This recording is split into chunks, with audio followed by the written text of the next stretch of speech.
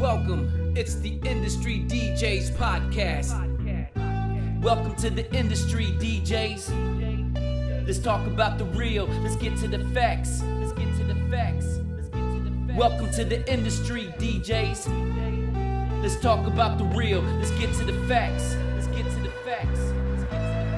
Come on in, grab some headphones, relax, grab a seat. Let's talk about beats, the word in the streets, how you hustle, struggle to make ends meet, so you could cop them tools that made you elite at your craft. Lead, walk us down that path. Teach us how to math, how to get that bag. For the record, oh wait, everything is digital. Techniques are pivotal, the game is getting critical. Oh my God, and we ain't talking biblical, political, but how the scene is getting cynical. It's typical for phenoms to act some way. The reciprocal is people who cast that hate. Let us debate. For the people who are now tuned in through a camera's lens, you are now zoomed in on the podcast, taking over the grid with Val, Do It Like This, and DJ T-Kid. All right. Welcome to the Industry DJs. Okay, there we go. Ladies and gentlemen, welcome to another episode here of the Industry DJs podcast. I am DJ T-Kid. I'm your co-host, I'll Do It Like This. Well, thank you guys for tuning in, joining us on our show here. You can check us out on your favorite streaming platforms. Apple, Google Podcasts, Amazon Music, Stitcher, and the Anchor app. You can check us out live every single Monday here on our Facebook page at the Industry DJs. Also live on Facebook, YouTube, Instagram, and TikTok at the Industry DJs. Yes, and shout out to Patrick, Wayne, and Pam for the intro. For sure. Thank you guys. We love you. You're the best. All right. Vic is in the building. What's up, We Vic? have a lot of people in the live Yeah, stream. no shit. Yeah, right. Phenom, what up, bro? And we just started the show. It's Gio in the building. What up, man? it's fluctuated with a bunch of Dave people in the live stream. You know why they're here, right? Because they love Messi. So I could be messy like that. You know what I'm saying? So Marquez, what's up, bro? Oh wow! we got Dave C in the house, Patrick Wayne, What's up, JB, Melissa Starr, little Phenom. Manny? What's going on here? I'm sorry, my bad, sorry. Right. Right. Ladies and gentlemen, we got two special guests in the building. What? Go ahead, bro. Oh, me? I'll take my side, you take your side. Okay, you go first. Shouts out to the brother Chris Lara in the building. Welcome back, Mr. Chris Lara. Thank you. Thank you for having me back. Nah, bro, you're always welcome back. And you guys today here at Casa de Don Lara. We're doing the show not in our studio. We're doing it over at Casa de Lara. Yeah, over here in the city. Why does this room look like a portal to like another world? Right?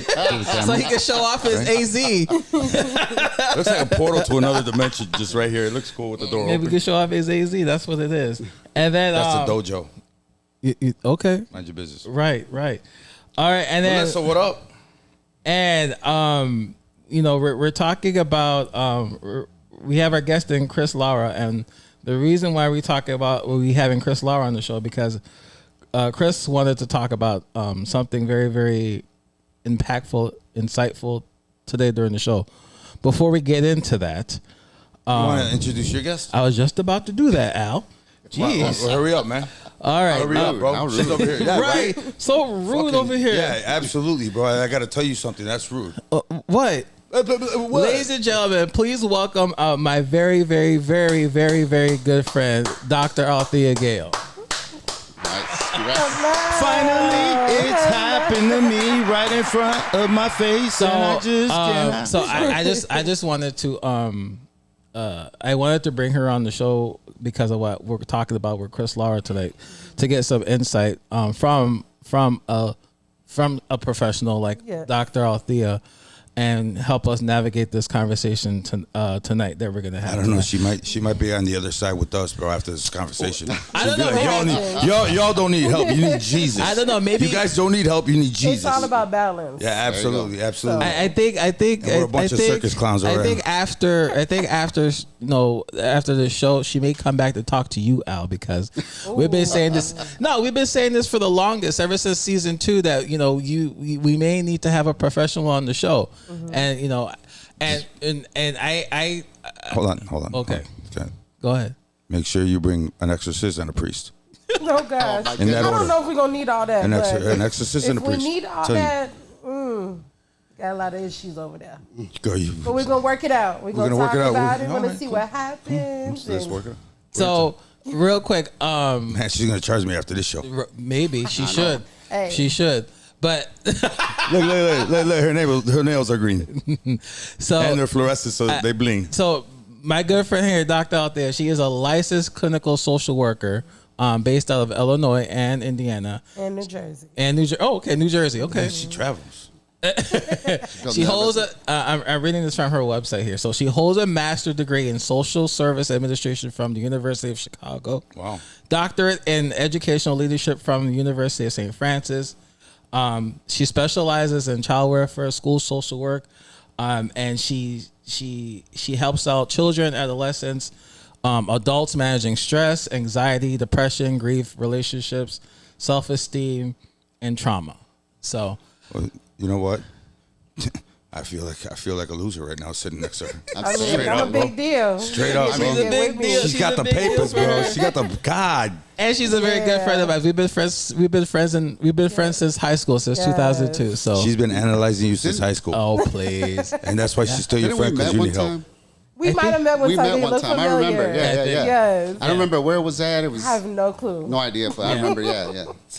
So we're it's gonna be an interesting show tonight. Well, So thank both of you guys for being on the show. We appreciate Thank it seriously. you. We're happy to be This is here. actually this has been a long time coming.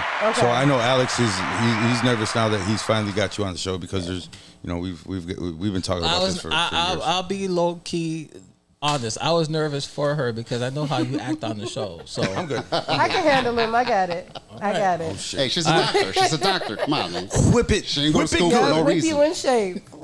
all right. So before we get into it, shea butter. let's talk about our weekend. So how was your weekend? No, I went last time. You can go. Really? Yeah. Okay, so Friday I was at Spin, downtown Chicago, the ping pong place. So I was there from like 7 to midnight. And then Saturday I did a gear rental drop off. Shout out to Lil Manny, he's in the live stream. And especially we had him on the show last week, right? Yeah. So shout out to Lil Manny for joining us last Yes, week. for sure. But he needed a sub for a private party that he was doing, so I helped him out there. And then Saturday night, I was with DJ Shadow over at Hall of Fame too in Summit. Nice. So for the throwback '90s party. Right. So we were out there having a good time. A lot of things were happening over there in that area, as people in the comments are alluding to. So yeah. And then Sunday I just chilled, relaxed. Nice. How's mom? How's everybody? My mom's fine. Good. She's here. Good. She's in town. She's here. How was your weekend? My weekend was very busy. Adobe Wednesday, we had a good night over there. Thursday players, actually, because of the USA game, I didn't start till like 11:30, so it was a quick night on Thursday. But then Friday I had a wedding, and then shouts out to Fox Lake. They did the fireworks last night, and I was, or actually Saturday night, and I was over there, so DJing for them. So about 1 o'clock in the morning, and you can clearly hear me across the lake. So I know the people were getting pissed off on the other side, but whatever. Not my problem. It was cool. It was good. It was good. And not a lot of people on the lake this weekend. I don't know why. It was crazy. It was actually really nice though. Because I'm assuming because people are probably out of town for the 4th. They already left early. You got to understand, Fox Lake is a destination place. I know. It's constantly packed I every year. know. But okay. And then Rio called me and Trevor. Oh yeah, I got you. Yeah, Remember so you called me about that. I called a bunch of people and everybody was booked already. So it is what it is. Sorry, Rio. Shouts out to Rio. But yeah, man. Other than that, man, stayed home yesterday. Worked on cut the grass. Did the honey-do list, and today I'm here. All right, Chris, how was your weekend? Yeah, to tidy up. Oh wait. Sorry, man. Shouts out to my 20-year-old. She turned 20. Oh, Destiny. Destiny, happy birthday. Happy birthday. Yeah, happy birthday. My baby girl, man. Okay. All right. How was your weekend, Chris? Weekend was busy, actually. I mean, I'm always busy, right? You know what I'm saying? So, first and foremost, I mean, homework. Like, those that don't know, I'm in school, getting my bachelor's degree. Finally, I got the career. Now I need the degree because I hit the glass ceiling. I ain't going nowhere. So, I'm pretty much a term and a half away from graduation. I graduate after this fall. So, Yeah, congratulations, man. yeah, Congratulations. dude, it's been 10 freaking years. Like, That's awesome. There's a light at the end of the tunnel. and Getting I don't know. brighter. I don't know if it's worth it because I got a $700 bill loan from be student all right. loans from It's federal okay. government. You know, shout out to Uncle Biden and Daddy Trump for not helping us out. But anyways, let's not go down that route. Hey, hipster, what's up, hipster? Stephanie, what's going on? So back to what How I about was, them Cubs? back to my weekend. After doing homework, I was contemplating going out or not. You know, it's late. I'm like, let's go here. So I ended up hitting up a VIP bar over there with Mickey Calvin and Lil Jon in the Southside. They host Let There Be Fridays with Lady Alicia, and they had a quick mix or QMM. Yeah, can you remember there? Yeah, I saw that. there. That guy's everywhere. I know, man. Swear to God, I think he's got a doppelganger. That's a twin for that. Nobody knows. Watch out. And then Saturday was just daddy duty, things around the house, more homework. Just that doesn't stop. But then I got invited over to One DJ One Night. It's an underground party that is currently hosted in Pilsen by Yeah, I Rich saw your Chang. story on that one. Yeah, dude. So they brought in, they have Steve Maxwell there, and then Masaki Mori. He came in from out of town. So, man, that dude, if you like deep house, if you like soulful house, just the good stuff that's not Yolanda or Brighter Days, and that's definitely a spot for you to check out. Wow. You can follow them at One DJ One Night. So they got a monthly event there. Shots fired on the Yolanda. So shout out to Rich and the Entourage. They host that every month. That's dope. And then Sunday I was just busy with the boat party, the Underground Saw Element Summer that. Vibes. I saw that. Hot Mix 5 Got a edition. fucking tan over here, bro. Yeah, got a little bit of a tan. I saw that. You can see his sunglasses with his sunglasses on. I hate when that happens. I know, dude, right? It wasn't too bad. The weather was perfect. Actually, It sure was good. I was telling Chris before the show started. I was like, imagine if they had the boat party today. It would have been hot and tolerable. No, it was not that bad on the That lake. would've been a lot. You get that lake breeze. But it's still, Summer wind. but that heat though is gonna be hitting. The humidity off the lake. It's dude, gonna be hitting on you. No, Exactly. It's not as bad. No, it's not No, as it's bad. not as bad as inland, but Yeah. dude, it's still bad. It's humid. But yeah, no, it was actually another sold out boat party. I think out of the many boat parties that I've been, and I don't mean to say this to brag, but you know what I'm saying, Underground Elements was a good one. I'll give you that. 3 floors, different vibe in each floor, and we had this time we had Mickey Oliver, Mario Diaz, and Gene Hunt. I saw that. Did you guys just meet Underground Elements, or where have you been? Where have you been? I think all their parties are banging. I'm sorry. Hi, my name's Al. Hi, My name's Shut Al. up. Pleasure to Okay, meet nice to meet you. Pleasure to meet you. No, see, Let me I tell mean- you about Underground Elements, okay? So that's the thing, you know what I'm saying? What? Like before I even became a They DJ, throw a great party. What? Dude, Serious? they always throw. It's like I saying mean- steak sucks, bro. No, it doesn't. Never. I don't know how it's cooked. No, see, but that's the thing, you know what I'm saying? Totally. Like, before I even became a DJ, I didn't realize that I was attending Underground Element parties at times, you know what I'm saying? Like, you just sometimes follow certain DJs or because of the flyer looks cool, then you show up to the party, you know what I'm saying? And that was me. Like, I was just a house head and show up to random parties, and again, didn't know who was throwing them, or eventually caught on a circle of friends or a circle of people that throw certain events, and yeah, dude. I mean, it was just one of them things, and yeah, I mean, now that I'm involved, we're trying to keep that going. All right. Well, congratulations, boys. Congratulations. Yeah, Dave C commented. He was like, we sure do. Speaking of people in the live stream, QMM, Stephanie, Lil Manny, Hipster, what Dan up? Martinez, Gio's in the live stream, DJ Reich, Sandra, Hirsch, DJ Phenom, Patrick Wayne, all in the live stream. We have a handful of people in this live stream tonight. Yeah. And I hope they're not Did you trying bring to your boots? shut up. brought your boots? No, they're not talking about the stuff that I said yesterday on social media. Uh-oh. Yeah, What that's them another story. fans at? Shut up. Where them fans at? Where them fans at? Go ahead, say it, bro. No. We're here for I got you. We're here for Chris Lara tonight. We're And, here. and my homie Al. Hey. The other Al. The other- Dr. Al. How about that, Dr. Al? There you go, Dr. Dr. Al. I'll be sure, and she'll be Al D. LD. LD. LD and LB, and it should be LD. Hey. All right. Wow, there you go. Hey, All right. doctor, and then LB. All right. Bastard. I don't know. All right. So we went through our weekends. All right. What's wrong, Al? No, Okay. All Everything's right. good. Making sure. Everything's great. All right. Okay. So, yes, you see, Stephanie wants to talk about the stuff that I said on social media. You brought it up. The stuff. No, because I'm thinking everybody was in the live stream. They're here for Chris, but I saw Phenom commented talking about. I actually missed it. What happened? One person. I said guess we're something, gonna so- find out. No, we'll find out another Yeah, time. you're gonna fuck around and find out. You fuck okay. around and find Got out. Patrick Wayside talking about the best part of the intro and talking. Kind of remember us making the jokes and stuff like that. Well, No, it he was wasn't talking really a about joke. our intro. Our intro to the show. I know, but the whole thing was the whole Facebook post yesterday about me and fucking the say it. intros and stuff Just say like it. that. Just say it. No, Just I was say it. talking about say it with certain- your chest. I was just- say it with your chest. I was just talking about a certain DJ that we all know in the city, Okay, which like everybody knows. right? And then Everybody guessed it. using right in the comments yesterday. Yeah, basically yes. That wasn't trivia. Shut up. Somebody tag him? No one. I believe. You I- messy. No. So They messy like See, that. No. So no. See, Wait. that's messy. Hold on.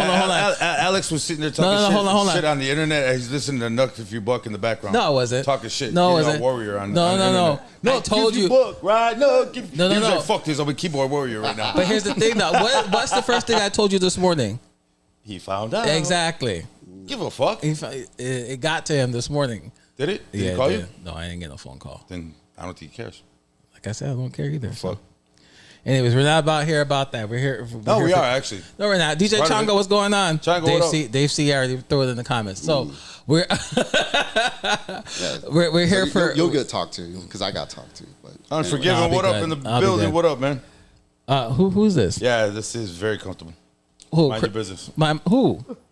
I'm talking to. Shut up. I'm talking to Unforgiven. people. And it's interesting, real quick about Unforgiven. His daughter Bella, she was out here. Yeah, she had a lemonade stand. Lemonade stand Took for the everything in the past house, couple of yeah. days and Good stuff job. like that. I saw that. You know what? You I was see like- I how was quick they gonna- moved up? You see? No, because from Saturday, because I called him on Saturday because I was looking for that DJ. He was DJing, but he posted that picture. The next day, she got a canopy. Now she got tables. All She had a canopy the first night. Bro, that's Or the like that first day. video game that you play online where you have to go and get the eggs. Sims. And then Sims. it was like him all live and shit, bro. The first day, no canopy. The second day, he got a canopy. They had, have a marketplace soon. Right. DJ V, Shout out to DJ, what's up, DJ Nez? DJ V commented. He said, "We're here for mental health, and Chicago DJs all got a problem with it." Yeah. So let's talk about it. all got a problem or all got problems all- because And Chicago DJs all got a problem. there I'm you out. go. I'm out. You're out. Okay, Al. I love life. What we talked about this in season 1, second episode. We were talking about mental health, right? Okay. I'm over it. Why? Because it's hot as hell outside. I ain't got time to fucking aggravate. I ain't gonna get aggravated for that shit. She's starting already. It's hot. She's starting already. She's starting already. Get it out, girl. Get it out. She's starting already. You All right. don't even See, know. see. You don't No, even know wait. that she started. You know what? No. I know. I got it. She was why? Yeah, I want to know why. Why do I love life? No, why don't you want to talk about it? I talk about it. You want to talk about it? Let's talk about Let's it. talk about it. But I'm not here for me. I mean, you said you wanted to have. Look it, bro. you You're being know- racist right now. No, Oh gosh, you started this when I walked up. You I'm need to just quit. teasing. I'm just teasing. DJ Rampage, what's going on, sir? She was listening to the things in the car. Right. You funny. QMS hilarious. All right, so yeah, let's just get into it. I know it's going to be an uncomfortable situation, uncomfortable No. conversation to talk Let's about. talk about So let's just break the ice about it real quick. Let's talk about all of us DJs with mental health. Again, my friend Althea here, she's here to help us out to navigate this conversation. So I know, like I said, when Chris reached out to us that he wanted to talk about it, that he wanted to get into it, and we're going to talk about everything else. Under the sun, beyond the decks, behind the music, and all that stuff. Right. So I know that it obviously yes, it's hard to get it out in terms of conversation. So let's just get into it. How you feeling, Chris? Dude, I'm good overall, but the vulnerability behind it, you know what I'm saying? There is repercussions for talking about this topic, Of course. whether we like it or not. You know what I'm saying? I tend to be pretty much an open book. I am open about my mental health struggles. People throughout the years have kind of seen me go through the ups and downs. You know what I'm saying? Like, and I'm telling you, when before I got, or as I was starting to get the help, because I've been in this journey officially about 15 years now. You know, first 5 years were rough. You know, I think a lot of my Facebook fame came from being messy with my divorce and all of that shit. So people love messy, and probably why we got 20, 30 people on the live stream right now. That's crazy. No, I'm just kidding. But No, you know what? No, you said it perfectly, because that's why we've been here for 4 years. yeah, I right. like messy. I'm serious. I said it. People Like that messy. weekend posted it. TK. Yeah, it's fine. We're good. You're good. It was an observation, but go ahead, Chris. No, I mean, but at the end of the day, dude, like, you know what I'm saying? My story is one of many stories, you know what I'm saying?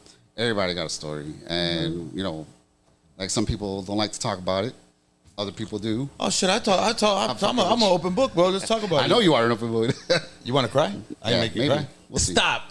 It's like pissing in the wind right now, bro. Stop it, Al. Hey, we both could do it. You're gonna get flashback, but Yeah, you both could do it. This is Al's support. Huh? This is your support of Chris. This is how you support him. Oh no, we haven't even gotten into it. Slow I down, girl. know. She was like, "This is how you support him." I don't even know what the fuck's going on yet. Let's hold on. Let's hold on. You want to get it out? Let's hold on, girl. Hold them up, man. She's trying to rush the show, bro. Hey, Yeah. there's, you know, we got to get to that. You know, if you knew who the killer was, you know, how the hell why are you gonna watch the whole movie? Oh, right? God.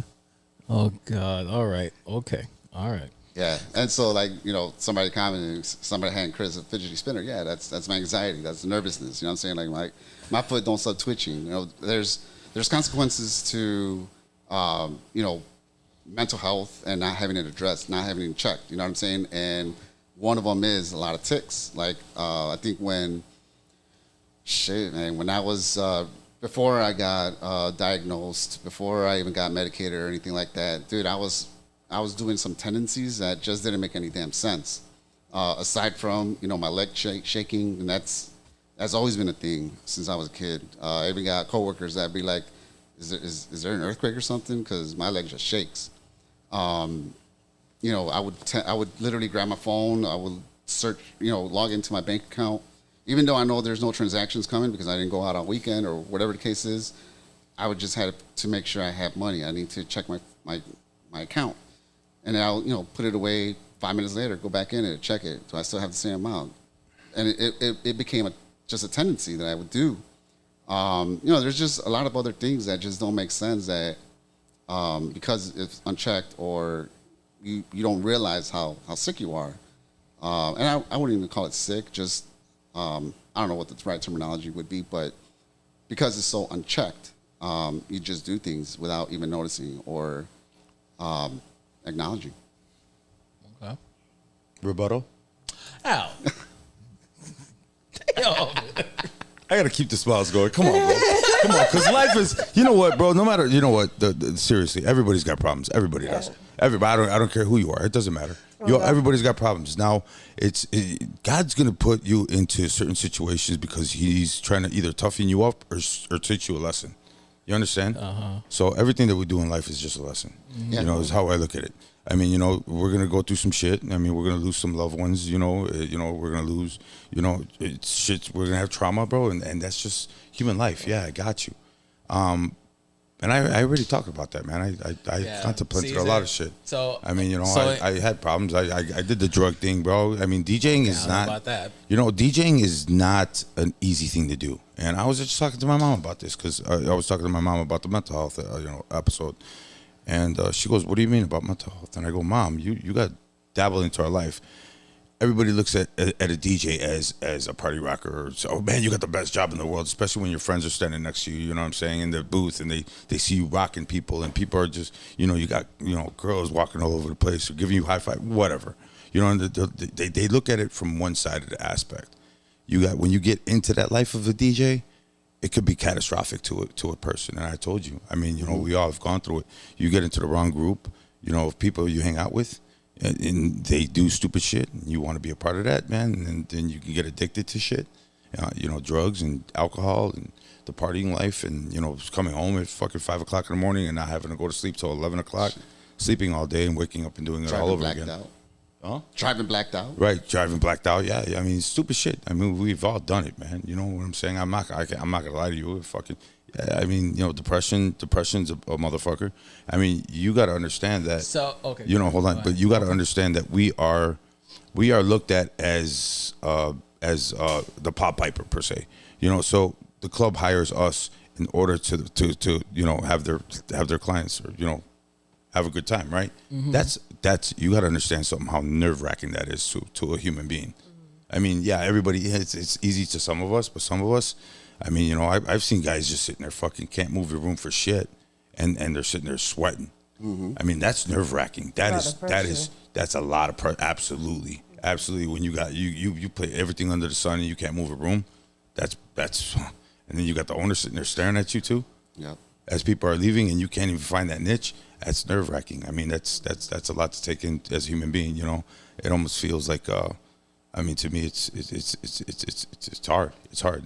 So you talk about individual things that people go through. Yeah, right? yeah, correct. You have situations that happen, life lessons. You deal with it. It's how you deal with it, healthy or unhealthy. Do you all have a support for each other? Do you all come together and talk about this stuff, or? Hey, let me check in with you. I'm sleepy, so let me call somebody that's going to support me. Or, that's hey, why we I have had a who's hard up. time. Okay. That's why we have a who's up. Okay. Who, House 13? One of the Hey, guys. for real, I haven't seen him post who's up. Yeah, That's you know what? good. That's very true. was- House 13 has been he's trying to recover from. Which, in all honesty, he actually did that as a support. He did. You know what I'm saying? Because this guy's up all night long, and he'd be on Facebook and he just makes cracking jokes and stuff like that. And who's up? If you need to talk to somebody, I'm here, bro. You know what I'm saying? Which is That's great. his- I remember he did that. I remember he posted a who's up and I messaged and he ended up calling me. It was like 2:00 in the morning and he called me. Yeah. Man, this fucking couch is comfortable as hell. Okay. Screw this, man. Sorry, Athena. My bad. My goodness. So I feel like the one on Titanic when she was like, "Take my picture." Althea, Sorry, you're clean. I promise. So season 1, episode 2, Al and I talked about her mental health. For me, I had, this was like 2000, it had to be 2019, 18 and 19. Like I had like a horrible amounts of panic attacks. Okay. Especially if I was like in a crowded room and DJing at the club and stuff like that. Like I literally have to like step outside of a club, go in the back room, step outside or like get some fresh air walk out to the back of the club and get some fresh air and stuff like that. And I think Al talked about like his life. What you talked about, Al? You talked about your What do you mean? When we talked about on episode 2, season 1. I just said a plethora of things. I mean, drinking problems. We do cocaine, shit like that. Stupid, hanging out, staying up for days on end, binging. Going and fucking getting, DJing at corporate events, all fucked up. Mm-hmm. You know what I'm saying, from the night before, just doing stupid shit. Mm-hmm. Because you got to understand something, that people are watching you. Mm-hmm. You don't think so? People are watching you. You have to perform. Yep, you got to perform. You can't look fucked up. Yeah. When you haven't slept in 2 or 3 days. See you with that mask on. Yeah. Show them what you want to show them. Yeah, she just said it. And a lot of Mask craziness off. on the inside. Mask off. Yeah. Oh, okay, Future. That's what you said. All right, Future.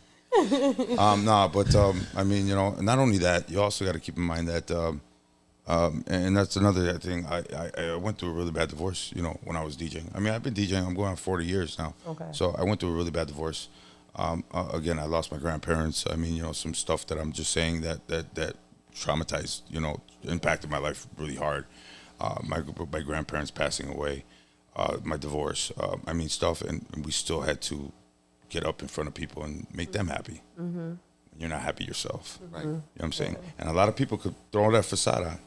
A lot of people, and like I give them a lot of credit, man, because you don't know. It was like I even talked about this. It still blows my mind about Robin Williams. Yeah. I mean, such an That was amazing, out of the amazing blue. person. Just loving. I mean, beautiful wife, beautiful kids. He donated his time. I mean, he was your everyday human being. He was suffering. Yeah, exactly. Those demons. But again, you would look at him. He's a comedian. He's in front of everybody. He's making everybody laugh. He's doing everything that you would look at and you'd be like, man, this guy's, like he's got a sphere around him. You know what I'm saying? He's glowing. Mm-hmm. But you don't know what's behind those damn curtains. Right. It's hard to be vulnerable. It's Absolutely. hard to talk about your story or Who do you trust? To be there Who do you for trust? you. See, we pay you to trust you. I'm just putting it out there. We pay you to trust you. I mean, right now, this circle, right now, you're part of the circle, unpaired, and we appreciate you. Yes, we appreciate you. Thank you for your services. No, I love that smile too. I'm just saying. I told you I wasn't about with you, but I mean, we appreciate you. I mean, can you talk to everybody? I mean, obviously, as a male, as a human being, period. You hear guys, girls, you tell somebody something, and now. You're more worried about them fucking going, turning into TMZ on you. You know what I'm saying, and putting your shit out there. Hard. Right? Absolutely. Yeah. Absolutely. It's hard to talk to people. To talk to friends, let alone parents, let alone grandparents or Especially something when like that. bringing culture into it as well too. Yeah, exactly. We were talking about that a little bit earlier. Yeah. Absolutely. Yeah. In my culture, I mean, my parents have been married for 57 years now. I mean, they've went through their stuff, but I envy my parents, you know what I'm saying, because they stuck through it, no matter what, and they're happy. They're retired both in Florida, and I look up to them. I look up to them, and I always wanted that. I always wanted that one woman, one man, come home to your suburban house or whatever, and everything's gravy. I mean, fucking Greg Brady over here, but that's not happening. I get it. Bills, get into the way. Finances are a big situation right now, and a lot of people. I mean, you're talking from business owners all the way up to your working class. I mean, everybody's hurting for money right now. It seems like, and that's stressful on a DJ too, because we need new equipment. You know what I'm saying? And especially with the shit, from overseas getting shipped. I mean, stuff is just super expensive. It's overinflated right now. So, I mean, but and everybody's trying to hustle at the same grind. Everybody going through something right now. Absolutely. Absolutely. Part, yeah. The sad part about it, as I was, shouts out to DJ Andre. I was talking to him on Saturday. He actually called me to pick my brain. And he was like, hey, bro, he goes, have you noticed, he goes, these clubs are just absolutely fucking bonkers. And I said, what do you mean by that? And he goes, dude, one of his best friends is DJ Rain. Rain from Chicago, used to be from Chicago Blackhawks. Well, I guess they were down somewhere downtown on Saturday. And he was like, dude, the manager, I'm just sitting there in the booth. And we bring our friends into the booth. If you're gonna come visit me or just come say hi, come into the booth, whatever. I guess the manager saw him fucking, saying hi to Rain, and Rain actually invited him. And he's like, he was like, hey, he goes, lower the music a little bit and get your boy out of the booth. Nobody's allowed in there. Like, really rude. You know what I'm saying? And like nitpicking. It's like, dude, what? I was like, that's fucked up, bro. That's fucked up, man. It's like, people, everybody's got issues. But don't bring that shit to work with you either. We can't, so how could you? Right? Hey, your mood detects on how those people are gonna have a good time. You want people dancing, you want people moshing, you want people to riot, we can make it happen. Trust me, we can make it happen. Music is devastating. Sometimes. Especially if you drop a Nuck If You Buck. That's a fight song. Well, it all depends where. Yeah. It all depends where. It all depends where. What songs you play. Maybe It all not so much depends where. where. Yeah. Yeah. This also might be a fight. We'll get it started in here by Black Eyed Peas too. Oh gosh. So then this is I love her. She's awesome. She's musically inclined. Maybe we should do music therapy. Ooh, I do it a lot. Let's do it. I always ask, what is the song that you play the most on your playlist right now, and why? And people forget that. There's some you hoes listen- in this house. There's some. I No, I'm mean, joking. I'll be asking you some questions if that was your I'm married. song. I'm married. But fucking I right. think it's important because we all have a playlist for when we're sad, when we're happy, when we want to feel good, when we're not feeling that great. We all do it. We may not intentionally do it, but we unconsciously do it. So when you start reflecting and thinking about that stuff, then it makes more sense. Stop it. Shut up. What happened? What's going on? My inner conscious was talking to me. so let me ask. No, I'm not schizophrenic. I'm good. No, I'm glad you have a filter, right? You know what to say. It's a time and place for everything. Hey, so. you're starting to make my legs shake, Chris. So let me ask you a question, Al. This is Chris's show. Why are you busting? No, I'm joking. I know, but I'm gonna ask you because there are times. Well, fuck it. I'm gonna lay it down since this is therapy. I think stupid. You need a whole couch. I don't even know if I should talk about this, but I remember. Talk about it. Okay. Well, I remember a point in time. I'm laying down, so I'm good. Okay. I remember a point in time. You about to eat, bro? Puerto Rican rice. Thank you, Chris. By the way. Thank you, Chris. I remember there was a point in Does that bother you, time are you? where you. You good? All right, so I don't want to be rude. I remember there was a point in time where you would call me, just to like, I don't know, to have a conversation. Yeah, check up on you guys. Well, not even that, but like you be telling me sometimes, like you like you feeling down, like you don't want to like do anything and stuff like that. This is how I know this man for 6 years. Like this man here during the wintertime, he must have quote unquote hibernate, and I say this. Bear. And I say hibernate because he doesn't really want to do anything. He just wants to. I'm Puerto Rican. It's cold outside. You out of your fucking mind, bro? There's snow on the ground. But when I gotta warm up my car without. But when you hibernate, like you. Do I look like I snowmobile? No, I motorcycle. No, but when you quote unquote hibernate, but when you quote unquote hibernate, you stay in your house. Like you basically like you don't want to do anything. Like you stay in a state of depression or something like that and stuff like that. The winter blues. I I'm not gonna go out and make snow angels, bro. Sorry, you got me fucked up. You got me fucked up, bro. I'm not, this ain't the Christmas story, my guy. So here's my question: because what got you? Next time you're out there, stick your tongue to a metal post. So no, we're not doing the Christmas. So when you get the winter blues, what makes you feel get that way? Fucking that chill, that cold ass weather, the traffic, the snow. Nah, dude. I mean, honestly, it's cold outside. Baby, it's cold outside. But other than that, you tell me like other things that you want to do and stuff like that. Yeah, in the summertime. I other than the summertime, but I tell you like you want to do stuff, you want to do this, you want to do that, and do that. I'm like, dude, you got it. You just go. Yeah, see, but then you get depressed. You get depressed. You get that motivation. Like, I'm gonna paint my walls, and then 6 months later, it's like, fuck it. Right. So as you're watching another episode of your favorite binge watching the show, you basically say like you kind of like stuck in a rut. Nah, you know what? I'm a summer guy, bro. I like that summer. I want to be outside. Yes, we know. With the warmer weather. You want to be around people. Absolutely, yeah. Like fuck people. I just want to be around. But you're a DJ. You're a people person. I don't know. You're right. I mean, I always say that I'm a social worker, but I'm not that social. It depends on the day and who I'm around. Absolutely. I get it. A lot of DJs are introverts, man. Yeah. What you call me? what you say about my mama? What? Spell it. No, I'm joking. But I mean, back to that question, T. You know what I'm saying? Like, I get really bad insomnia in the winter, no matter what. Really? Dude, it's terrible. Like, usually from November through maybe February, I just get shaken to the point where I just can't sleep. There's been times where I don't sleep for 2-3 days because I just can't. No matter what. I don't want to do medication like that because I'm afraid if I do too much of it, I may not wake up or whatever. You ever smoke weed? Yeah, I smoke weed and do the edibles. That helps a little bit. But it's just that seasonal depression, man. And there's no rhyme or reason for it. I mean, other than perhaps scientifically, if you really want to think about it, I mean, lack of sun, lack of vitamin D, lack of being outdoors and socializing. Why don't you tell him what you told me? Like you need some vitamin D? Shut up, Al. That's what he said. Fucking, that's what she said too. Hey, man. No, I'm joking. Let me ask you a question real quick. As far as that goes, oh fuck, I forgot my question now. Damn it. Let me go ahead and get back to it. So when we think about if you're in a rut and you're not feeling good, there are coping strategies or things that you use in order to help you, right? You talked about edibles, weed. You don't want to do medication because that could lead to something else. What are your healthy coping skills and what are your unhealthy coping skills? Healthy being something that's good, something that's motivating, something that doesn't bring a lot of harm, something that you can do consistently without feeling, that now we're adding to the problems and adding more problems. I honestly, I don't know if I have that. The shaking is a coping strategy. You feel good when you're shaking. Yeah, right? That's your way to kind of move around the energy a little bit. Yeah.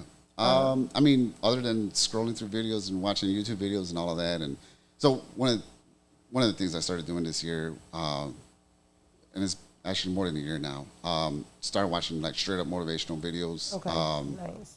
So affirmations, somatic breathing exercises and things like that. And this has helped.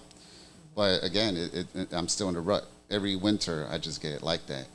No rhyme or reason. You know what I'm saying? Like, and it makes sense now. So I've been recently diagnosed with complex PTSD. Okay. So now it makes a lot more sense because it's more and deeper than just depression and anxiety. Right. Because there's some other things in there that either it's repressed, you haven't dealt with, a lot of things that has added to maybe some things in your childhood that now comes up in your adulthood? Big time, yeah. Do you have an accountability partner? Somebody that knows you very well, knows when you're in that rut. Hey, recognizing that you're up for 3 days at a time. Checking in with you, or you're being open with them and saying, hey, I need you to do this and this for me because I don't know how to do it for myself at this time. Not necessarily. I mean, I got a lot of friends, but I don't got. I mean, and I got some close friends. Yeah. But I just isolate. Period. Okay, but you do that to protect yourself, or you do that? Do you know why? So where I'm getting at is, are you doing a lot of reflection? You know these things are happening, but have you pulled it apart to recognize certain things? I don't know how to answer that. Okay. Because I recognize that I'm doing it. Mm-hmm. I recognize that I should probably reach out to friends because again, socializing to me is what gets me out of it. Okay. But for one reason or another, I tend to not want to bother people. And again, that's huge. Yeah, and so that goes back to my childhood. So I'm telling you, I've been as actually this year I switched therapists. Okay. Because I was seeing somebody for 10 years. She was really good. Got me through my my divorce and a lot of health issues. Got me through really bad depression when I was going through my health issues. Both 2 times that I had cancer scares, and then I just kind of felt stuck. So I said, this isn't working out for me anymore. Let me try somebody new, and let me also try somebody that has a different approach. So I found somebody that is on the holistic side of the house, kind of brings spirituality into therapy, and so that has helped actually quite a bit. Okay, good. When you say spirituality, are you speaking more of like churchy or different spirit? So I'm very anti-religion. Okay. You know what I'm saying? And which nobody's judging you. I'm just curious. No, and there are people that are like that. There are people that are that judge you. Depends on we all judge, but we ain't supposed to. But anyways, that are part of either a church or a religion that bring that into your therapy. In this case, the person that I'm seeing is more on a spiritual side, more like from a universe perspective, than versus a particular God or religion or following, right? And so, again, I tend to be more spiritual because of my childhood trauma from religion. So then are you like recognizing your chakras, your third eye, using crystals and using different things to kind of bring that healing power in a different way for you? 100%. Okay. Yeah. Okay. And I just started that journey about a year ago or so. Okay. I've recently started doing, so one of the things that I realized, and again, as I got diagnosed with complex PTSD, first and foremost, I know my childhood was fucked up. Period. Okay. You know what I'm saying? That has led me to be the person who I am today, and has led me to, have good or bad relationships with people throughout time, right? Some people are really good friends, and they'll say, hey, this guy's an amazing person, this, that, and the other. Other people will say, this guy's a fuckboy, or this guy's full of shit, he's a piece of shit, whatever. He did X, Y, and Z to me. Oh, plenty of people do. Ooh, plenty of people do. Stop. Never met him. Never met him. Everybody I know He's on loves your you. side. Everybody loves you. He got your left heel right in front of your Nobody in our circle hates Chris, okay? And I'm not talking about the TV show. Nobody hates Chris, okay? Everybody hates Chris. Come on, man. Mind your business. No, but right? Nah, so you know what I'm saying? Where was I going with that? So see, this is so the trauma using response. your childhood, how it's impacting your adulthood and the relationships that you have with people, and you not reaching out to them for that support, right. things like that. Right. Because as a kid, I couldn't depend on my parents for anything. Okay. Period. Are you only a child? Huh? Are you only child? Yeah. On top of that. Okay. Yeah. On top of that, I'm the only child, and not only that, but they depended on me. Mm-hmm. You know what I'm saying? And then because I didn't know stuff, like for example, this impacted me significantly when I was a kid. I must have been like in 3rd grade, 4th grade, or something like that. My mom got in a car accident. Like she made a left turn, somebody hit her from behind, took the red, hit her from behind. Damn. And it wasn't that bad, you know what I'm saying? But we pulled over. She did her thing. She went to go talk to the guy, whatever the case is. Get back in the car, and then we head out to our destination. And then on our way to our destination, she just smacks the shit out of me and tells me, "Why the fuck didn't you tell me?" in Spanish. Like, why the fuck didn't you tell me that I had to go get the dude's license plate number, and his license number, driver's license number? I'm like, well, dude, I was third grade, dude. Oh wow. Right. Like 8 years old, probably. 8 years old. Yeah. Yeah. You know what I'm saying? Like, how am I supposed to know that? Right. You know what I'm saying? Like, and I was always a disappointment for my parents because, again, me being born here in the United States, as a matter of fact, Spanish is my first primary language. I learned English in school. Okay. And somehow I'm supposed to translate these legal documents for them. You know what I'm saying? And it's like, what the fuck? And Like, you're learning as much as they're learning. You just happen to understand a little bit more because you're hearing it from an English perspective, and they have been translating for your parents. but I mean, but even either way, like again, at that age, 6, 7, 8, 9, 10 years old, how am I supposed to translate legal documents? Yeah, When I don't even know some of these words. You don't know the vocabulary. Yeah. Right, exactly, right? So, you know, that because I couldn't depend on them, right? I couldn't. Got slapped by the nun one time, and I asked my mom, like, I told my mom, like, hey, go talk to the nun. Like, why the fuck she gotta slap me like that? I didn't even do shit. And she's like, nah, don't worry about it. I'll if it happens again, I'll talk to her. She never So had my you felt back. dismissed. So right, exactly. So Yeah. throughout my childhood, and those are just a few examples of shit just happened to me as a kid. Yeah. So I know at least me, I know for a fact. My thinking is, I know for a fact, if I couldn't depend on my parents for shit, what makes me think I could depend on a friend? What makes me think I could count on T Kid or Al? What makes me think I could count on anybody? So therefore, when I get these seasonal depressions, I know I need to reach out. I know I need to socialize. But this is all deeply rooted. Yeah. And maybe even to my DNA, where I just know I'm just not going to reach out. So that's your protective factor. That's what Yeah. protects you in what you're dealing with. Right. And those are the unconscious defense mechanisms, Yep. right? Things that we do to kind of deal with some of this stuff. And now that you recognize it and you know it, you can reframe it and turn it to something else. But you still have to do that work. Exactly. And it can change, but you then have to do the hard work to say, like, okay, I need a different thought process. I need to cognitively think of this differently so that I can reach out. Or I'm asking TK or Al saying, y'all reach out to me, teach me that model that behavior for me so that I can then do it for myself. Right. And so, you know, this is where social media comes in, and this is where it becomes a little bit on the taboo side of the house. Or what the fuck's wrong with this guy posting shit like this? You know what I'm saying? Because I would often post things like that. And it's a way for me to not bother somebody, but put it out there and see who, you See know. who catches it and be there but for then you. But at the same time, is a double-edged sword because, for one, you know, I sometimes see that, and if I have the bandwidth and if I have the availability, I'll reach out and be like, hey, look, call me, let's talk. You know, I'm here to hear you out, whatever. But other times, at least in the last year and a half or 2 years, actually, my life has just been super hectic. I don't got the bandwidth for it. Yeah. So I refrain from it. You know what I'm saying? And I feel bad, but at the same time, you know what I'm saying, we are all at the end of the day responsible for ourselves. And so that's another thing as well. Going through this journey of mental health and all of that, there's been times that I've been darkest of darkest, where I'm literally either a flight away from committing suicide or, whatever the case is, from committing suicide. You know what I'm saying? It's been dark as fuck. Okay. And in so, those moments, you did tap into your resources because you're still here.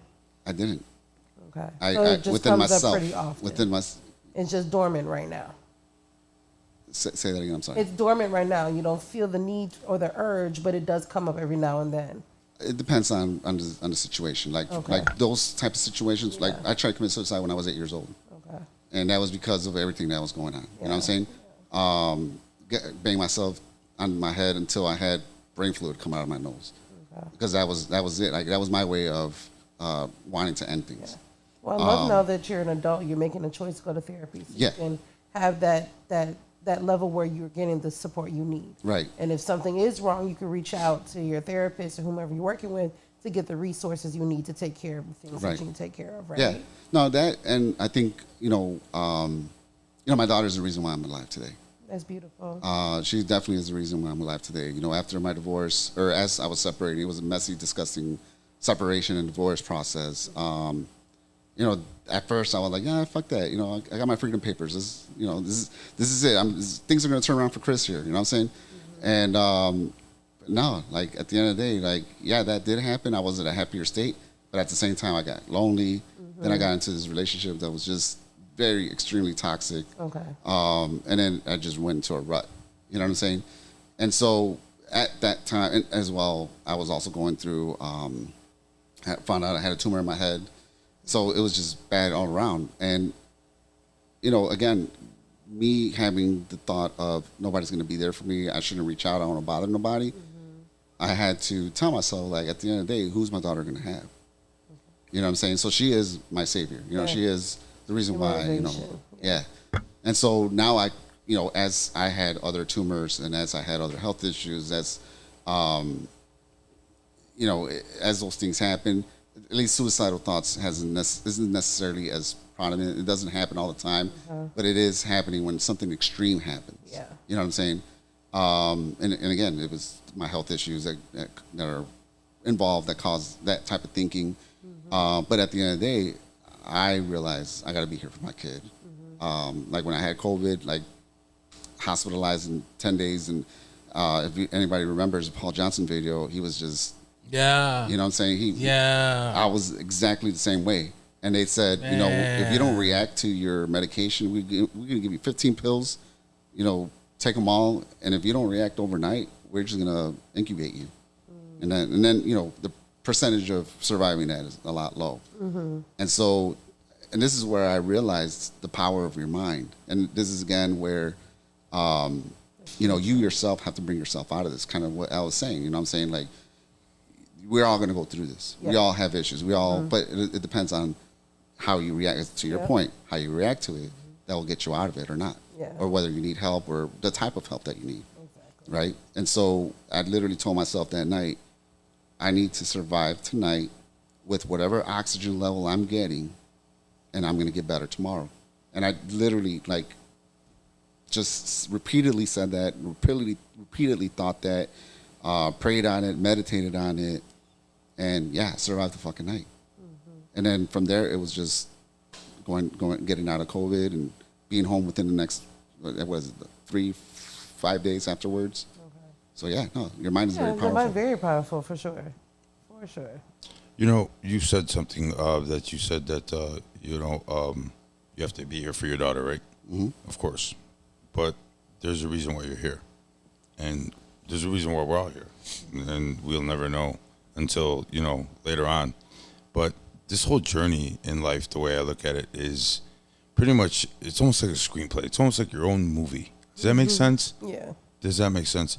And I know you're not spiritual as far as in God, but I grew up in a Catholic education, so I'm a big believer in God. But I'm not going to judge you for that. I can't, With a mouth like that, go ahead.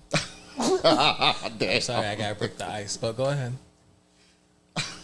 Oh, Dave looks could kill. He's speechless. I got. Can I talk to you outside real quick? I have to break the ice, but go ahead. Go ahead. Find out. Huh? See? Nah, but there's a reason why you're here. Not only does your daughter need you, everybody, this world needs you. Does that make sense? Yeah. And as much as you think that people don't care about you, there's a lot of people in the chat right now that care about you. I'm seeing We're here. it going. Yeah. We care about you. Yeah. We care about everybody. There's, like I said, there's a reason why people are put into your life. It's either going to be a life lesson or a benefit. Right. Does that make sense? 100%. Yeah. And I mean, it's hard, man, and it's a fucked up world out there, bro. It is a fucked up world out there. But only the strongest is going to survive. You know what I'm saying? With everything going on right now, man. I mean, if you take all that, and I mean, it's been going on for decades, but now we have the internet, you get to see it firsthand. Like I said, our job is very stressful, very demanding, and very dangerous. If you really think about it, if it gets into the wrong hands, it can be very dangerous. Literally, be in a situation that you are called for. You know what I'm saying? Walking out of the club, walking out of the bar, and some people are fighting over there on the corner and pull out a gun and you happen to be it. You know what I'm saying? What are you talking about, bro? He survived, but one of our bar backs from the other, remember I told you the story, was across the street, just sitting at the bar after his shift, waiting for his buddy to get off so they could drive home together.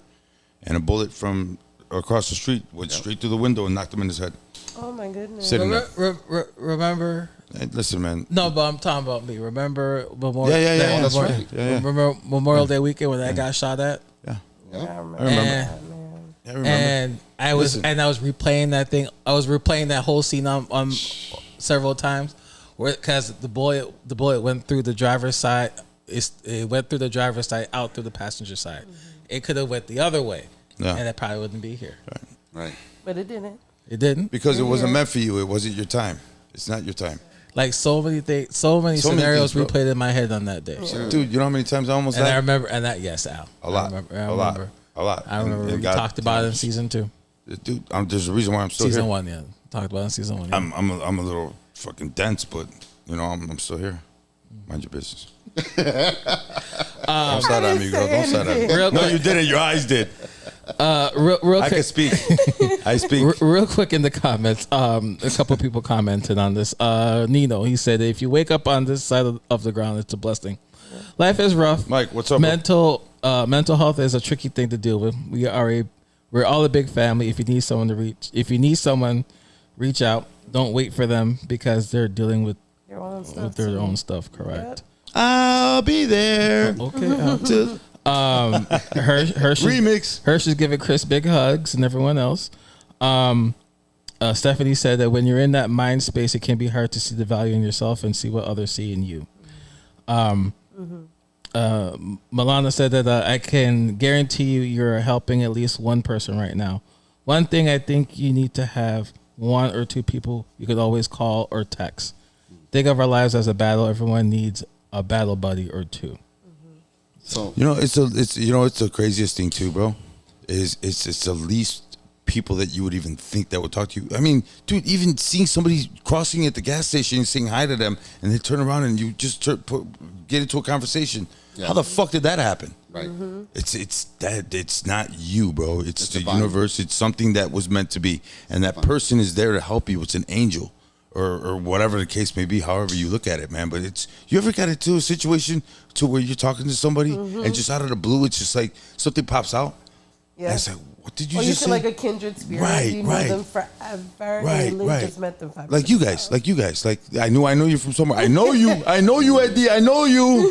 You know. I mean, you know what I'm saying? It's Yeah. just it's. I mean, you know, this is it's how you, I guess, how you view things. You know what I'm saying? If you're gonna be closed minded, you ain't seeing shit. Right. If you're gonna be open minded, you're gonna see a whole lot of stuff, and you have to read in those lines, man. Trust me, I've been there, man. It's bad. It's bad. It's bad out there. I thank my parents, man, because I grew up in a good life.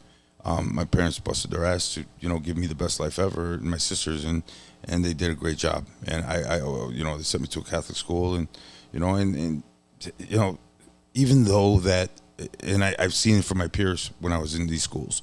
Some of these guys went into game banging. Some of these guys dropped out of school, no matter what you did. And their mommy and daddy had money, and they thought that they could try to give them the best. Unfortunately, it wasn't. It wasn't, I guess, the best, and it wasn't that kid's journey. You know what I'm saying? So as a parent, man, it's devastating to find out. Obviously, something of that. You're following me. Yeah. Your kid's fucking up, or this whole case with the I forgot the kid's name right now. The kid who stabbed the other kid. Oh, come on. It's just Carmelo, yeah. it's on both sides. No matter whose fault, no matter what the fuck happened, it's just devastating on both both sides. Life is beautiful, man, and it should not be handled the way. But I guess, I mean, the way we look at it now, and it's a dying breed. It's a dying breed. The people that care is a dying breed. time. I'm sorry, but the people that are coming out now is starting to. I had somebody come over from out of the country, and it was the first time here in America, and they were like, "Oh man, I heard Chicago." They were here in Chicago. Actually, I was DJing at a store. Chicago's the brotherly love, and everybody over here is an asshole. And I said, you know what? We used to be, and it used to be, because he was talking to me, and I was talking to him right back. He goes, "You're a nice guy," and I go, "What the fuck did you mean by that?" He goes, "Oh no, people over here are rude, very rude." And I go, "Wow, man," And he goes, "Yeah, that's when he said Chicago. I heard Chicago was the city of brotherly love." I said, "You know what, man? It's right now. It's not. Is it ever going to be the same?" I think it's mistrust. A lot of people's mind shift has changed. There's a lot of mistrust in a lot of different things. There's a lot of Systems, misinformation. People, A lot of misinformation and a lot of stuff like that, which again brings into a mentality Division. A health Oh, yeah. a health mentality thing, man. Because there's people out there struggling. Yeah. I mean, you know, like when you were younger, everybody knew everybody because everybody watched out for everybody. absolutely. It was a shit. I it was remember my a friend's mom whooped the neighborhood. shit out of me for doing something wrong because my mom gave her permission to. You know what I'm saying? Yeah, And it as was long as like you were the in thing. before, you Now know. it takes a village, right? Yeah, Now absolutely. it's like everybody's living their own little silos because absolutely. it's like I don't want to be involved. Hear no Right. evil, see no evil, speak no evil type thing. It's like I'm gonna mind my business and drink my water over here. And you finally meet your neighbor and you find out that he's a fucking psychopath. What the hell? Wait, was this a movie? No, this is true. Oh my This is gosh. factual. Not me. It's just, I'm you know, like- you know, you hear stories. You know what I'm saying. You know, you just buy your first house, everything's beautiful, the kids are outside, and you come to find out that your fucking neighbors, looking through his blinds at night and shit. Staring at you, be like, dude, this guy's Right, fucking. so- Right, absolutely, so like- absolutely. You know what I'm saying? You should ask DJ Reich about his neighbor. Comes out banging on doors, banging on cars. Yeah, she's nuts. DJ V commented real quick. He said that Facts 101, Chris Lara is not a mistake. He has inspired me in music production. T-Kid is not a random chance. He's a radio mix show DJ that moves us. Al is not a grumpy old man, but a wise industry DJ. Yeah, Thank big you. time. Most that. DJs are lost, as he commented. So I never said that. So, I never used that terminology. Lost. I just used Misguided. misguided. Correct. Yeah, misguided. And again, I said this in the past, man. I mean, you got some of these new guys that are coming out here, and there's a lot of people in this industry that tend to use everybody. You know what I'm saying? And that's why and that's kind of why we did this whole podcasting, is to kind of make people aware of what the fuck is out there. Okay. You know what I'm saying? Because you got a lot of these newer DJs that are pretty good, that are just coming out, and then they link up with the wrong people, and those wrong people use them for the wrong things, and then they have a bad name. So then now that follows you for the rest of your life. Does that make sense? yep. Does that make yeah. sense? So you got to pretty much kind of fair warn them. You know what I'm saying? On That the mentorship? realities, right? Absolutely. Taking them under your Absolutely. wing, Absolutely. teach them your wisdom in the years Absolutely. that you all have. But kids, Oh, Lord. kids, and I'm telling you right now, kids, Wisdom. regardless. Yeah, we wisdom. kind of old Listen, over here, you know. if you listen, if you were to get a shot with some of these, with underground elements per se, great bunch of guys, great guys, all of them. I mean, there's not one bad apple in that bunch. Dominating Six, CVO, Top Rock. I mean, whatever. I mean, these are guys that are gonna put you on the map, and they're gonna help you. You understand? But there's guys out there that aren't gonna put you on the map. They're gonna fucking pay you like shit. They're gonna Yeah, treat they're you gonna like leech off of shit. you. And then what But you gonna that do? also comes from trauma.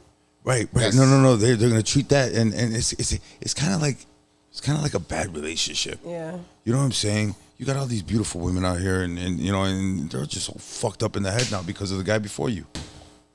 Man, You hear that's the horror same way stories. too. Yeah. It's like, bro, you got to sleep with one eye open half the time. It's like, what the fuck? Straight up, I'm glad I'm not single. I hear some of these fucking stories. Horror stories, yeah. And to meet the girls in the club, ew.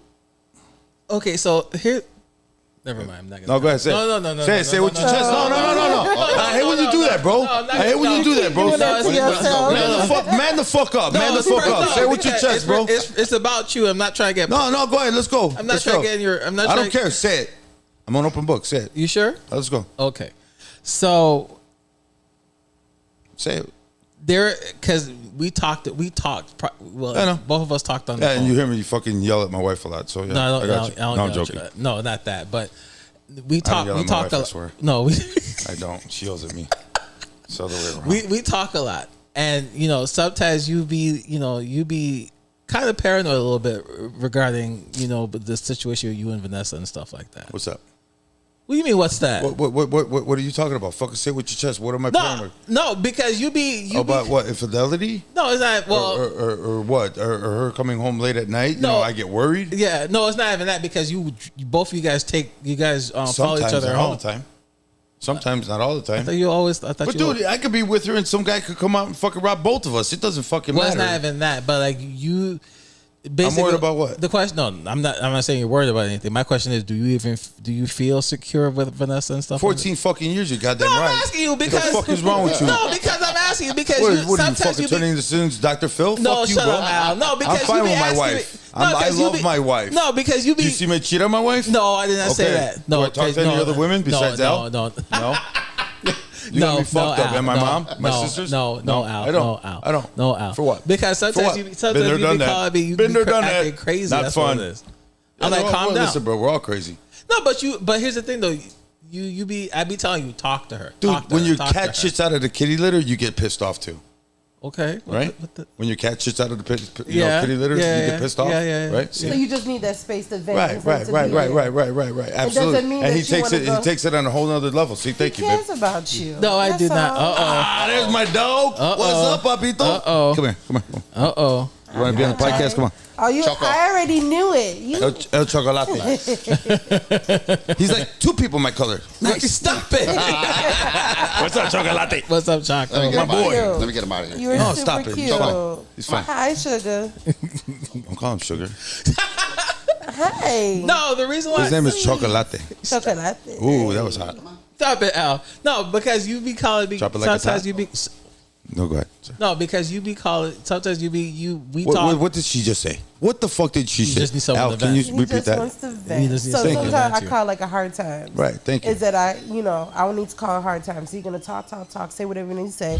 The person on the You know other what's- side oh, needs go to ahead. just Go be ahead. complimenting and validating and reassuring. Or sometimes and he then calls at me the a- end, if you need some comments or something, then I could give it to you. Yeah, but if I wanted to shit at you, I'd squeeze your head. Right, absolutely. Absolutely. Danny the Wicked, what's going on, sir? No, What but up, DW? okay, all right. Well then, that's it. So sometimes when you call me, I'm in the middle of fucking yelling at somebody, so you're gonna get the yelling brunt too. When was the last time? When was the last time I called? Well, The other day when I was pissed off at my son because he did something stupid, and I'm over here trying to talk to him, he started. We kind of got into a bickering match, but at that point in time, and then you call me, I'm like, what? What the fuck? He's like, wow, I'm sorry. They're called the wrong. No, I told you. But what I told you, and then Alex would turn around and he knows how to get shit out of me. So I'll turn around and my son would fucking piss me off and blah, blah, blah, blah. He was like, all right, call me when you're done. And then he sits there and he'd be like, you bitch a lot, bro. I'd be like, you called me at the wrong time, bro. You know what I'm saying? this is a relationship that we have. This is a relationship. I mean, this is a relationship that everybody has. I mean, my mom, I mean, I'm cooking dinner. My mom sounds busy. Yeah, mom, I'm cooking right now, or they're doing something. You know what I'm saying? Or working on a bike or something. And somebody's calling me. Thank God for Bluetooth. But I mean, the other day, you're sitting here telling me about the whole fucking incident online that you just had. The escapade. Okay. The escapade online that you just had. Okay. On Saturday. Yeah, Saturday, Sunday, and Monday. Sunday. Yeah. Today Sunday. too. Anyways, but you were telling me about the escapade, right? Yeah. I'm over here telling you it's about to fucking storm. I need to cut my grass, and you're sitting there babbling on. I'm like, you're not dude, talking. it's about to fucking rain. I want to finish cutting my grass. Oh yeah, and did you know this happened? And it's like, Alex, I'll call you back. But you have cool. Bluetooth. Just keep on your ear. But I can't hear him over the fucking you mower can't. because they'll start the mower. bitching. I can't hear you. Or the weed whacker. Noise canceling, it don't work. No, because you're gonna hear what's coming out. Noise canceling is only for your ears. No, he doesn't have that. Okay. He don't Listen, have that feature. listen. He Yeah, does dude. an AirPod. He got like he got some knockoff from Amazon. Uh-oh. Yeah, Because I it's- always lose my fucking. Why am I gonna buy $250 pair of headphones they when I gonna work. lose? They don't fucking work for shit. I can still hear fucking airplanes and shit in the background. I hear a fire truck. Unless you have an electric mower, and even those things make noise. I mean, bro, I just wanted to cut my grass, and he's like, "Did you hear about this?" You know what I'm saying? needed to. Yeah, I know he did. I know he did. Just like you need him. Yeah, I know, but just let me cut my grass before I get electrocuted. That's fair. Deal? Deal? Yes, Deal? Alex. Because if I only have half that grass cut, bro, and it He got to finish his honey. really do fucks that's my Mexican He side. got- That's my green thumb. He Leave me alone. got to finish that honey-do list. That's I got the fucking straight lines, I was bro. gonna ask that earlier if he got it done. Oh yeah, hell yeah, I got it done. He got it done. He got it done. My shit looks like House 13's. I got the lines. He posted on shit social up, bro. media. I saw that. Oh yeah, I got the lines, Is bro. it just perfect, just so? Oh yeah, it's got to be. It's like a fade. Like a famous guy. That's why I don't want to be bothered. Fade Don't in the bother me. lineup. I'm cutting my grass. Call me later. Concentration. Call me later. I'm a homeowner. Leave me the fuck alone. Oh my goodness. You know, I got to cut my grass. I got to cut the hedges. You know, Mm-hmm. I like my shit clean. That's You know what I'm okay. saying? That's good. I have OCD. That's just like good. Chris. That's okay. Yeah, I think Chris is bad. Fucking. He got bad. He got You massive got. amount. What are you, Usher? You got it bad? No, he got massive amounts of it. That's what I'm saying. OCD? Yeah, I Yeah. know. So I know. I think he measures. There's no pictures because he doesn't want to measure. That's how I do. Stephanie called you the sod father. The Godfather. The Godfather. Okay, hipster. Okay, hipster. No, Touche. no, not that Stephanie. The other Stephanie, Louis Quickmix's wife. Miss Italy? Yeah, that one. Little Miss Italy? That one. Oh, she got jokes over here. Patrick Perez was Hey, going where's my on, fucking sir. souvenir, bro? Where's my souvenir from Italy? Is it really flooding over there? Where? In Italy? Not you. She just came from. She was in Italy. I'm asking her. Shut up. Oh, I don't know. Mind your business. This is the only guy that I know that goes on vacations by himself. So he says. What's wrong with that? I think you rendezvous with fucking different whatever you on the other side. I love like he likes to sneak away and then come right. back. Yeah, right. I'm going by myself. Not about me now. Yeah, by it's about myself. you. We're gonna Not put you about out me there. now. Yeah, no, it is about you. Why are you It's still not single, me, bro? man.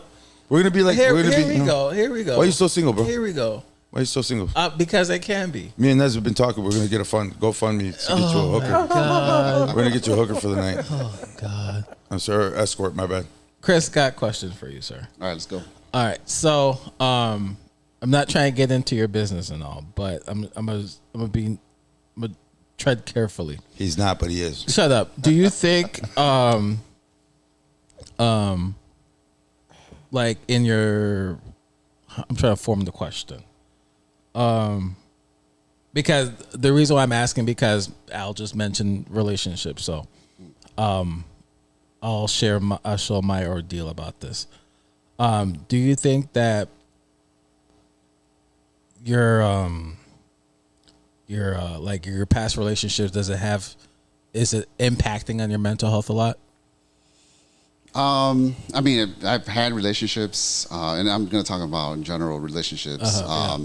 You know, I had relationships that got me out of ruts. I got relationships that have enhanced my life, that has brought me up. You know what I'm saying? Like, for example, I did not smile before maybe 3-4 years ago. I remember 4 years ago, I never smiled. I remember that. I would take a picture, I would never smile. Somebody would ask me to smile, I'd just stone face you. Still, his DJ pick still have that no smile. I'm just saying. I thought he was Asian when I met him. Shut up, Al. So you gotta change it. Filipino. No, so let me tell you. Even some of his DJ picks are kind of like that. I mean, Like, Chris he doesn't Lara. smile. Lara's He's not a he got like Latino the last name. RBF, the resting but- bitch face a little bit. So let's break this down. Reason why I don't smile, because one time as a kid, you know, every year you go take a picture at school, and you know you come home with the package or with the sample or whatever, and my mom told me one day, like, you got an ugly smile. Like, why aren't you smiling? Why you gotta be smiling like that? And since then, I limit my smile.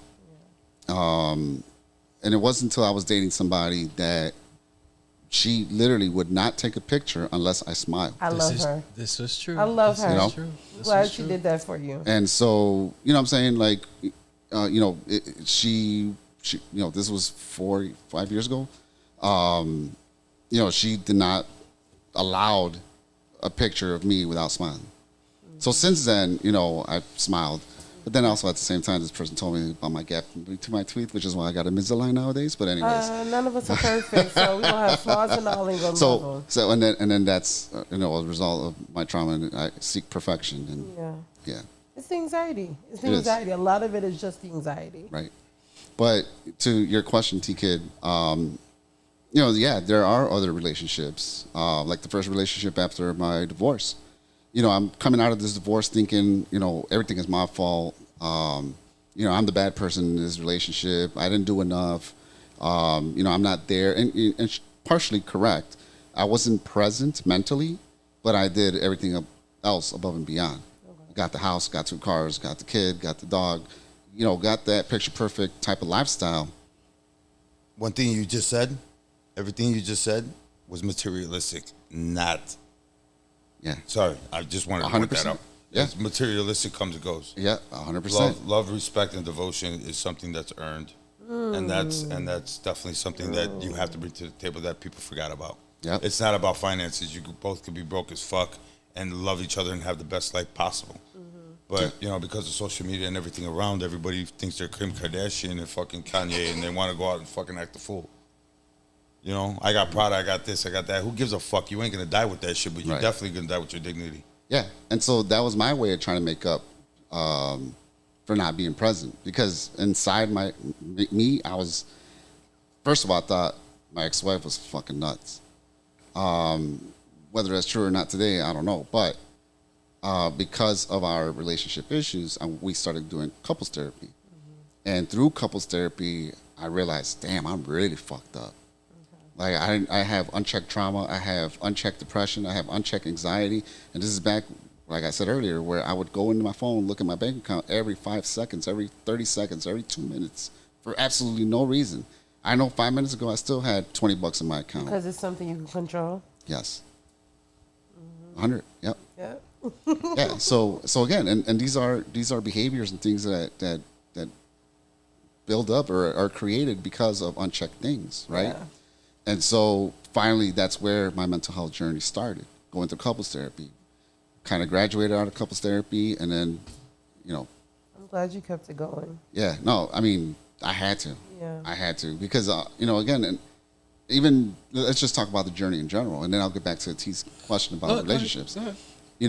It was hard for me to even want to, I rejected medication off the back. I'm like, nah, that's for crazy people. I'm not doing that. Therapy, we'll talk it through and then we'll see what's up, And it, again, through therapy, as we're talking through a lot of these things, a lot of these issues, relationship issues, and then it goes into my childhood, yeah, damn, well, maybe I will take that one pill to see, let's just try it out, see what it works, how it feels.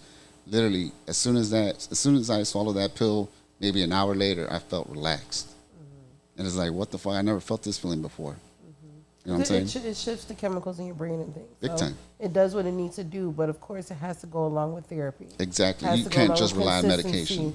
No. Right. So, and that's a misconception a lot of people don't, just don't understand or are not knowledgeable or just don't get taught about, where medication, yeah, you could be on it for life, but it may not necessarily work.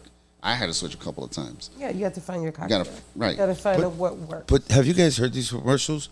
Fucking side effects. Might die. Fucking nausea. Fucking thoughts of suicide. Why the fuck am I gonna take this to fix this? So I'm gonna get 18 different more? Seriously, bro. Or addiction. I mean, right now the United States is getting a fucking sued from opioid addiction. You understand? Because so many guys, so you're doing this. Look at what fucking the Vietnam veterans. A lot of them are addicted to heroin because of what?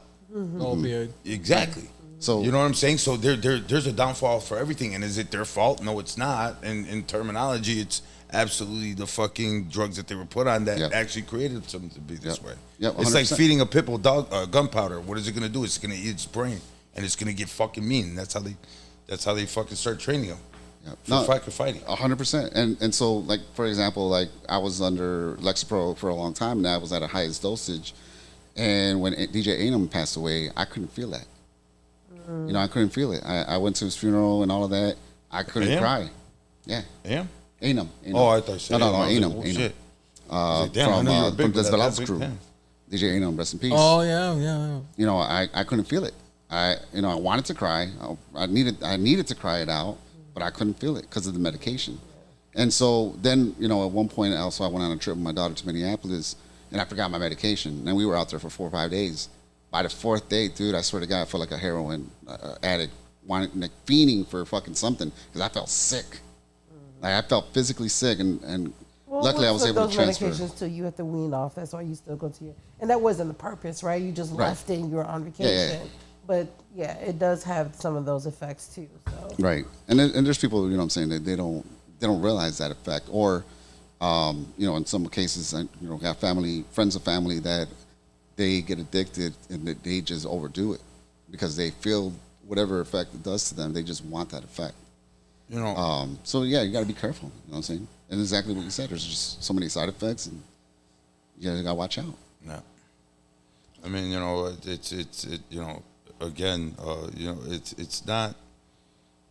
I'm trying to figure out the way to word this. Well, while you forming your sentence, the reason why I asked I don't Chris. want to get sued. The reason why I asked By the Chris. manufacturer? We didn't even put up the discrepancy. I know. I forgot the disclaimer. My bad. The reason why you call it disclaimer, I call it discrepancy. Stupid. The reason why I asked Chris that question, because like Al mentioned, he liked to joke about me not finding anybody and stuff like that. It's not a joke. It's not a joke. It's not, bro. I swear to God. I got me and Nez. We're working on some shit with Mom. And the Dominating Six Wives too. Remember that right. episode? Remember that episode? That was funny. And then afterward at the Club Romo show, remember that one too? Yeah. No, the reason why I asked Chris that Anybody question. single like Black guys? Shut up. The reason why I asked. Message to He's got a good job. He's got Mute your cats. mic. He's Send me got some cats. nudes. No, I'm just The reason Hell. why the reason why I He's asked got that. OnlyFans for foot pictures. The reason why I asked that question because Lotion up. well, I'm gonna mute your mic. The reason why I asked that question was because the incident when I got shot at, right? I don't remember me telling you, but I remember. You shit yourself. No, I did not. I would have. Well, I ain't gonna lie. but the what happened afterwards, because I remember I had the doctor's appointment that following week afterwards, and I told my doctor what happened, and he said that I should go talk to someone about it. So he referred me to a therapist that was really close to my house, walking distance, and honestly, I went for like 3 sessions, and it didn't have an effect on me. I'll be honest with you. But I bet you that bill did. Okay, That but bill had an effect on you. no, I'm joking. but it didn't really have an effect on me, and this was just like after the 3rd, 4th session, and But question, You know what? The event didn't have an effect on you, me seeing the therapist, like but did the event had an effect on you? it did. Okay. It did. So it got me thinking a lot of things. Like I told you, like a different scenario. It could have went so many scenarios. Different scenarios could have went left, and I probably wouldn't be here. But then, so that's when I said that, you know what, I was seeing someone at the time, and I was like, you know what, I can't do this. I was like, you know what, I'll just be by myself for a little bit, and then you like to joke a lot that I like to travel and stuff like that by myself. So that's why I didn't put your business out there. But that's why I was like, you know what, I'm gonna start, doing things for myself and start traveling by myself and see stuff before I even. He needed to do that. Since we were kids, all he does is work. All he does is do all the things and never focus on himself. Yeah. So he needed that.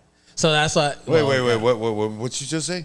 He needed that time. He needs to do things for himself. He always works. He always works, but you said he never focuses on himself. No. Working is focusing on yourself. No, not in the way that he does it. Oh. It's bad. does. It was No? real bad. Did you see his Even credit as cards? kids, teenagers. His credit cards are that thick. up, Al. He No, needs to work. Okay? Focusing on what, bro? This guy's got an American Express Black. No wonder he's All right, stressed nobody's got that, okay? So you bullshit a bullshitter, okay? Bullshit a bullshitter. He works. Clearly, she knows me a lot longer than you have. I don't give a fuck. I don't care, bro. She obviously.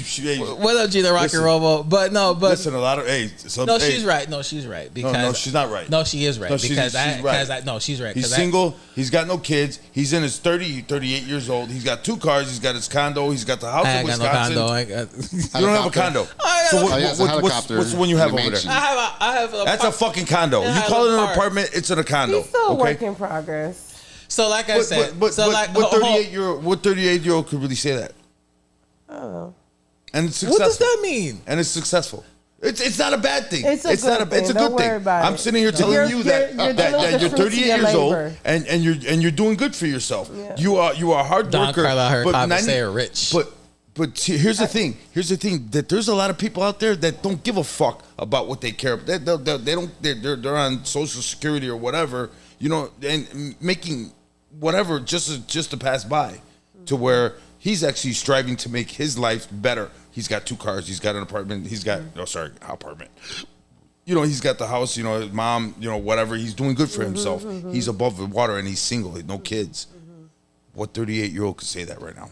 Not There's a a lot. few. Not a lot.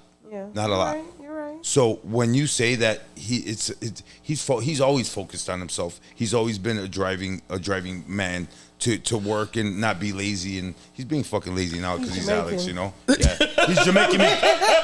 He's Jamaican me crazy. He's Jamaican me crazy. That's why I tell him all the time. She's right though. Hush, she's right though because.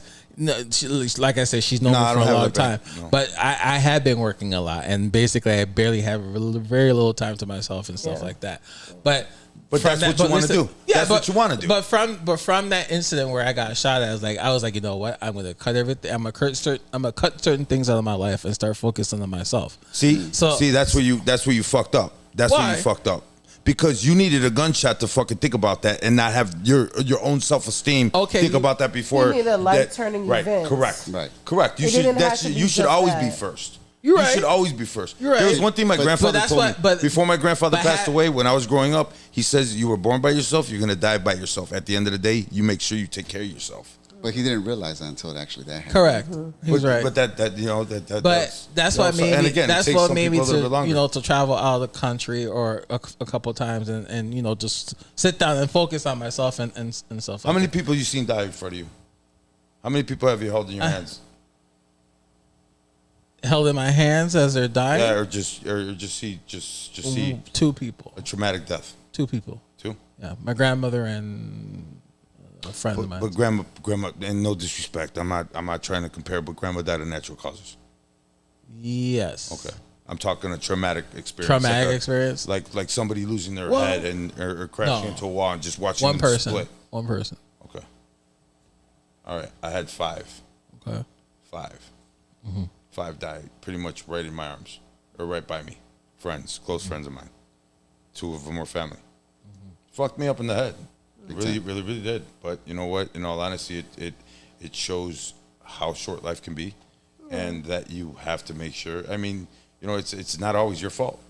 Right. And what did you do to take care of yourself in those moments? You know what? I still don't take care of myself, but that's none of your business. You know We're not what? here. No, I'm joking. Okay. I'm just teasing. Whatever. No, I still. You know He's what? not paying you yet. You know what? Truly, a It's not his royal, turn.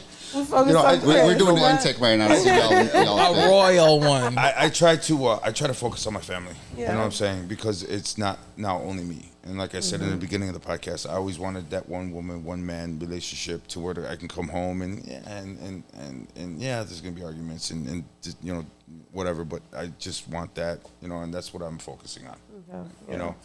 But I do have a beautiful fiance / wife that allows me to do what I do. And that's a big help in a DJ's career too, as well, is to have that significant other that's got your back at 100%, not 90%, not 85. It's got to be 100%. Trust has got to be there. And I mean, she busts my balls every once in a while. Oh yeah, you see that girl looking at you. Right. Which I know she's lying, but still, at the end of the day, So I mean, I think I was blessed at this point. That's why I could look at my life and say that I'm pretty happy in where I'm at right now. Money can always be better, but money doesn't make the world go wrong. Does that make sense? That there's little things in life that you can do without having to deal with money. And love has no dollar sign on it, man. That respect, that love for your family, is or your priceless. friends. Absolutely. There's never a dollar amount on that. And your kids will understand when it's not, hey, let's go out for ice cream and Great America, and let's go out to the park and do something, and not everything's got to cost money, and not only that relationship that bond that you build, and all right. So here's one thing I'll put on the table right now. My son, he's 11. He's 12 now, but he's my only son, in my DJ career, I'm constantly busy. I'm working even during the week. So, and his mom's busy, with the shop. I know where stuff. this is going. I kind of kick myself in the ass now because I'm not a kid person. I don't know how to, and this is a downfall I have, and I've accepted it, but I don't know how to react to kids. Does that make sense? I'm more good with the teenagers and mid adults and whatnot. You know what I'm saying? Does that make sense? That I could talk to them like I'm talking to you guys now. I can't Google Gaga and all this bullshit, man. I hate when kids cry. I'd be like, get up, man. Brush it off. You'll be fine. Stop fucking crying. You know what I'm saying? I hate nagging. I hate that shit. So I'm just with kids, I don't know, man. I cringe. I love kids. Don't get me wrong. I love my kids. And I'm blessed, but my son is actually, I think he is, he's that slap in the face of reality. Does that make sense? Because he's just like me. Just like you. He's just like me. Just like you. So Like right now, father, that like communication, son. now that he's 12, I'm getting a little bit better with communicating with him, and we're getting along the lines of father-son, not just friend friend, Yeah, type deal. yeah. And I not mean- that nonchalant, not give a fuck. That's a demon that I was battling for a while. I'm not even gonna lie to you, but I've overcome it. Good. And I think the best, and no, please don't disrespect. No, I've been to therapists plenty of times in my life. I mean, for a long time.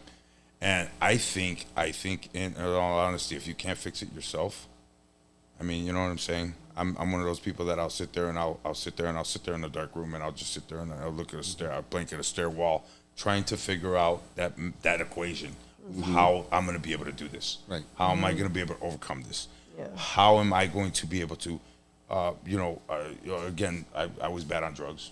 I did a lot of cocaine back in, the early 2000s, because of the clubs and everything I was doing and hanging around with the wrong people. And I didn't go to counseling for that. I didn't do anything. I quit pro bono. I just quit cold turkey. So I think you should, if you can't fix it yourself to that, and trust me, I've had those demons. I know exactly what you're talking about, Chris. I've seen them. I've been there. I've had that gun in my mouth. I've done it all. But there's more to life than just what you think of it, because you haven't seen it yet. You haven't seen it yet, but that experience could be so much better. And it did. After my divorce, I hated women. I told Alex, I told all my You sure friends, it did. I fucking hated women. I was like, do you want to be dogs? I got you, no problem. I'm in the perfect fucking line for it too. You want to be dogs? No problem. I'll be a dog too. I'll be a dog. And I just, you know what? But that's not me. So I had to take a step back and I had to reevaluate myself and say, hey, listen, if you want to move on in life and you want to be that happy guy with that one girl, that one woman, don't bring your fucking bullshit to the next round, okay? Right. You're gonna have to take that bullshit and you're gonna have to and trust me. I have trust issues. I should say I had. And But, everybody's going to deal with things in different ways. Therapy is Different just a avenues. way to deal Yeah, I with feel it. so much And better it's a talking to you right now. choice for somebody. So Really? if that's not your choice, then that's fine. But you still going to have to find the things that you need to Right. move The things that make you forward. happy, correct. Yeah. You know what? Right, And my wife and my fiance slash wife Vanessa, she told me that. She goes, before I make you happy, if you can't make yourself happy, how am I gonna make you happy? There you go. 100%. How are you gonna make if you can't be happy with yourself? And yeah, granted, I had a facade for a long time. Everybody, and when I did start breaking down to certain people, people look at me and be like, bro, I never knew. I never knew. You always had a smile on your face. You would never talk about anything. mask. It's like, right, absolutely, Yeah. absolutely. And then I just posted something on Facebook. The guy with the biggest smile has the most problems. The guy who's always joking. Like Shit. I said, man, it's just Fucking crazy. the divorce and separation was a fucking joke, man. Yeah, no. Literally, it was a joke because at the time I was DJing for Southside Ignoramus Quartet, which is a small group that David Pintor and a few other people put together. It was a summer thing where we did a show in the backyard inside a tent, and it was an improv show. And so I was DJing in the beginning and at the end, and I was part of it at the end, to the point where we had a skit about my divorce. And because that was the way I coped, with it. Like, things were so fucking ridiculous. I think we even did a web series. Yeah, we did a web series that it wasn't released, but Kinda in one of sick. the scenes, I'm just depressed as fuck, and I'm there with one of my friends, and she's like, man, dude, like, you all right? And I just started blabbering. I just started talking. I'm like, yeah, dude, fucking. I went to Walgreens to get my medication because I'm really depressed and shit like that, and they fucking gave me my wife's birth control. Oops. And dude, I've been fucking, my pullout game's been strong for fucking 9 years. Wow. You know what I'm saying? So I mean, that's a joke, right? I mean, but it actually did happen. But anyways, That's how you're coping with it, using that's the jokes way I and cope with humor, it, with yeah. fucking jokes. And so it got me to the point where, and probably right now, I'll probably get sued next week, but for talking about this in social media, and I put my business out there like that as a fucking joke because it got so fucking ridiculous. But there's balances, right? And there's checks, and I didn't get checked until I got checked. And so, eventually I had to stop putting it out there like that. Okay. Eventually I had to realize, no matter how much I joke about this, no matter how much, how funny and ridiculous this shit is nobody else's business. Yeah. You know what I'm saying? And so to your point and T-Kid's point, maybe, seeing a psychologist, seeing a therapist may not necessarily be the road, Like, wow, you literally dealt with things very differently. Other people deal with it with going on trips. Other people deal with it writing in journals. With me, for example, like I've done it all. Literally at certain points of my life, I was very religious to the point where I almost fucking wanted to become a priest when I was a kid. Then I realized I'm like, that ain't the route I want to go to. But and this is again why, like now I'm realizing, at least again being diagnosed with complex PTSD, it's physical. Like it's super physical for me. I feel it in my shoulders. I feel it in my arms. I feel really great after a workout. You know what I'm saying? I'm able to not only release things, through sweat and but I'm able to mentally release things as I do exercise or do some meditation, breathing exercise and whatnot. So there's just different avenues. And it may not be a one size fit all for everybody. Yeah. I think, as of late, there's been a lot of push to do therapy, go see a counselor, and all these different resources that are available. But it may not necessarily be it. Some people focus on just exercising. And they feel way better after doing, a run after they're getting frustrated, after they got frustrated or whatever. Tools in your toolbox is different than ours. Yeah, 100%. Same for I myself. hope so, pervert. Same for Alex. Stop it. Why are you talking about toolboxes? Pervert. Stop it. LD, what's wrong with you? Real quick. I posted something in the comments. If anyone had any questions for Chris or Dr. Althea, drop them in the comments. Damn, it sounds so fucking elegant, Dr. Althea. I have a question. I have a question for both, doctor and Okay. I just remembered before I forget. Hey, earlier you were talking about you don't want to take anything for sleep, right? Yeah. You have allergies? Yeah. Benadryl's perfect. What the? And it knocks you out, bro. Knocks you out and fixes your allergies. So there you go. There's your sleeping problem. There you go. I'm just saying. My Hey, see? goodness. Who needs a doctor? I got you. The other Dr. Al right here. Right? Street pharmacist. No, he earlier today he called me. He's like, I'm taking a Benadryl. Call me back in an hour. That's what he said. No, I took a Benadryl. I'm an idiot, and I was working and I was sweating outside. I was working because we're gonna go to Wisconsin. He said, call me and in an hour. my eye was starting to sting. I was like, what the fuck, and watery, and my allergies started going crazy. So I ran inside and I was sweating, so my eyes were all So I turned around and took the wrong Benadryl. Took the nighttime, not the daytime. Dumas. You couldn't see. I couldn't. I can see now. No, yeah. So if anyone had any questions for Dr. Althea and Chris Lara, drop them in the comments. Jonathan has a question for Doctor here. How have you not kicked Al with him being in front of you? Mind your business. Her legs are short. Her legs are short. She can't reach. Oh my God. I tell her how it is. I'm a loving asshole. Remember that. I'm a loving asshole. She look at this. She looks like My feet are on a box. She reminds me of God damn, what's that Chris? The guest that we had on the show. No. He's a comedian. He's a short guy. Kevin Hart. Yeah, Kevin Hart.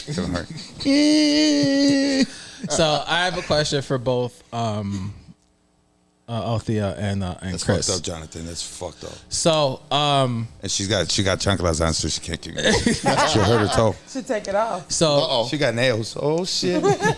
Hey, you Jamaican too? yes. Yeah. Oh, so you got that boomerang chancla. I got you.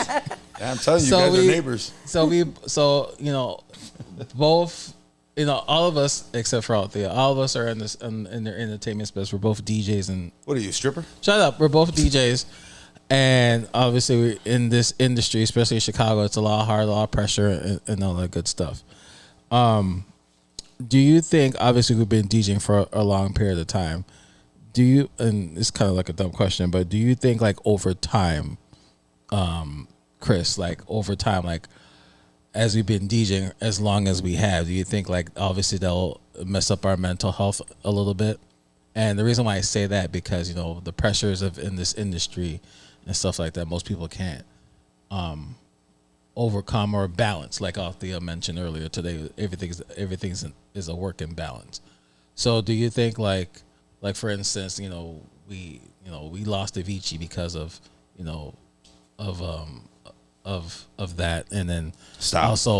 What? Stop. Can I finish? No. You can't finish because you said something right now that really bothered me. What? That we lost Avicii How can we take blame for somebody else's just downfalls? What do you mean? So we didn't. We as a person, we lost Avicii. As a person, we lost as a person, but you can't take blame for what happened to him. What and do you that's mean? kind of how I took what you just said. Am I right? What do you mean? But you can find. There's a word I'm looking for. Like when Michael Jackson passed away, there was billions of people that were crying and going crazy. I get it. Did you watch the Avicii documentary? No, I did. Okay. I get it. But at the end of the day, don't blame yourself for somebody else's actions per se. No, that's not what I'm trying to say. Adam. Okay. I just wanted to make that clear because the way you said it, I took it that way. No, okay. That's why I'm just saying I took it that way. I'm not. So no. if I took it that way and I'm in front of you, I can imagine somebody else listening. They'd be like, "I'm sorry." No, it's not that. But like the pressures. You understand? I know the pressures in the game of you. Like you never know. Like you mentioned, like you never know what person is going through. Like Robin absolutely. Williams or Avicii, Right. And those entertainers that pretty much lost, that we no longer with us because of their own struggles and stuff like that. So my question to the both of you guys, that like over time we will have like what's the one we're looking for? You want to do this once a month? We got you. We got you. The word I'm looking for is like we always get our minds are always right. Like we always have to like. Are they? They're not. Our mind's not always right. No, it's not. Your heart is. Okay. You feel it with your chest. Okay. That's Our mind is not always right. So how do we, I guess navigate to get our minds right to, especially in the pressures of like the industry and stuff like that. First thing, stay especially positive. like DJs. Positivity is 100%. Okay. A positive on yourself and your self-being. Okay. Because without that positivity about yourself, how are you going to be, again, just like my wife said, how are you going to be positive? If you can't be positive about yourself, how are you going to give anybody else positivity? Okay. Like, go get a tiger. Right. Go ahead, run across the street with trash But clothes. you need the affirmation from her in order for you to keep going. What do you mean? To stay Or within motivated. To recognize that, right? And to use it as No, because after she said that, then I told her, fuck you, I don't need you Oh anymore. my God. Thanks for that, babe. Because now I don't need you anymore. Appreciate Like it. Don Carlo commented, he said that the pressure. I always need my wife. He said the pressure. Don Carlo said the pressure is real, but also once you get to that level, they treat you like royal. Anything you want, they could give it to you. Sorry, we're not Don Carlo. Oh, stop it now. But my question is for the both of you guys, like, how do we try to maintain and get our minds right? I think exactly. Be healthy. Being healthy by talking about it, right? Being reflective, being intentional about what you're doing, allowing others to see you vulnerable. I always ask, what should I expect from? What can I expect from you, and what do you expect from others? Sometimes that reflection always helps, because every day is a fresh start. Every day have its ups. Every day have its downs. What are you doing to, right the wrongs or change things? And how are you celebrating the wins and things like that? So it's a lot of things that can be done. It's just what you're willing to use and what's helping you in that moment. No offense to Clarence, I love you, bro. I do. But alcohol, when you're in such a traumatic experience, and sometimes, people that are going to do traumatic experiences tend to use alcohol as a Band-Aid instead of which is the unhealthy coping strategy. Which is we correct, talked and about. which causes demons and stuff like that. So sometimes just having your open ear right there, without alcohol, or drugs or anything like that would help out. And here's another thing I gotta put out there. If somebody's gonna talk to you, let them talk to you. Don't start sitting there digging. And if you know something's wrong with somebody, say something. Say something. But say something in a nice way, and don't try to fucking start, Don't give advice. And then resources, exactly. Don't give advice. Don't give advice. You should try this. You should try that. No, dude, how do you know I tried it or Don't not? give advice. No, don't give is a advice. resource. You can talk to that person. Talk to that person. Whether you're giving them advice or not, whether that person was going to take it, it's on them regardless. But at the end of the day, don't start trolling for shit, because sometimes that would create an enemy as well too. Don't start trolling for shit. That's really not there, because you can fuck somebody else in their head and start putting more stuff in that person's head. Does that make sense? Yeah. So let me add on to that. So I've been in this state of mind where I'm tired of talking about it. You know what I'm saying? Like, the time that I wanted to end things was the time I had a tumor in my head. And just going through the endless amount of doctor appointments, MRI, CT scans, blood work, doing this, not knowing whether or not I have cancer or not, doing all these biopsies and shit like that. Like, dude, it was a lot. And I got to the point where I was just deeply depressed. Earlier, you were talking about, the playlist or song that my song was Chandelier by Sia. Oh, wow. That was like if I'm going to end things, this is the song I'm going to end it to.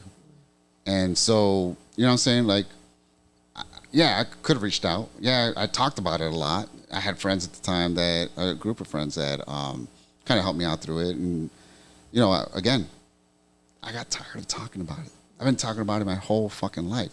I've been to the blue in the face talking about it. I'm tired. So I totally understand somebody that is just tired about it. Like, and a lot of people say, yeah, dude, just, it don't matter what time it is, just give me a call, this, that, and the other. I appreciate that, but I'm also tired about it. I'm tired of talking. I'm tired of repeating myself. I'm tired of replaying things every time I talk about it. And that's why, I understand people will just do what they got to do. That is wrong? Yeah, it's wrong. I mean, That's crazy. You know what I'm saying? At the end of the day, you got to realize you are strong. You got to realize that you can overcome this. So that time, I found a quote, and it was, do something today that's going to make tomorrow better.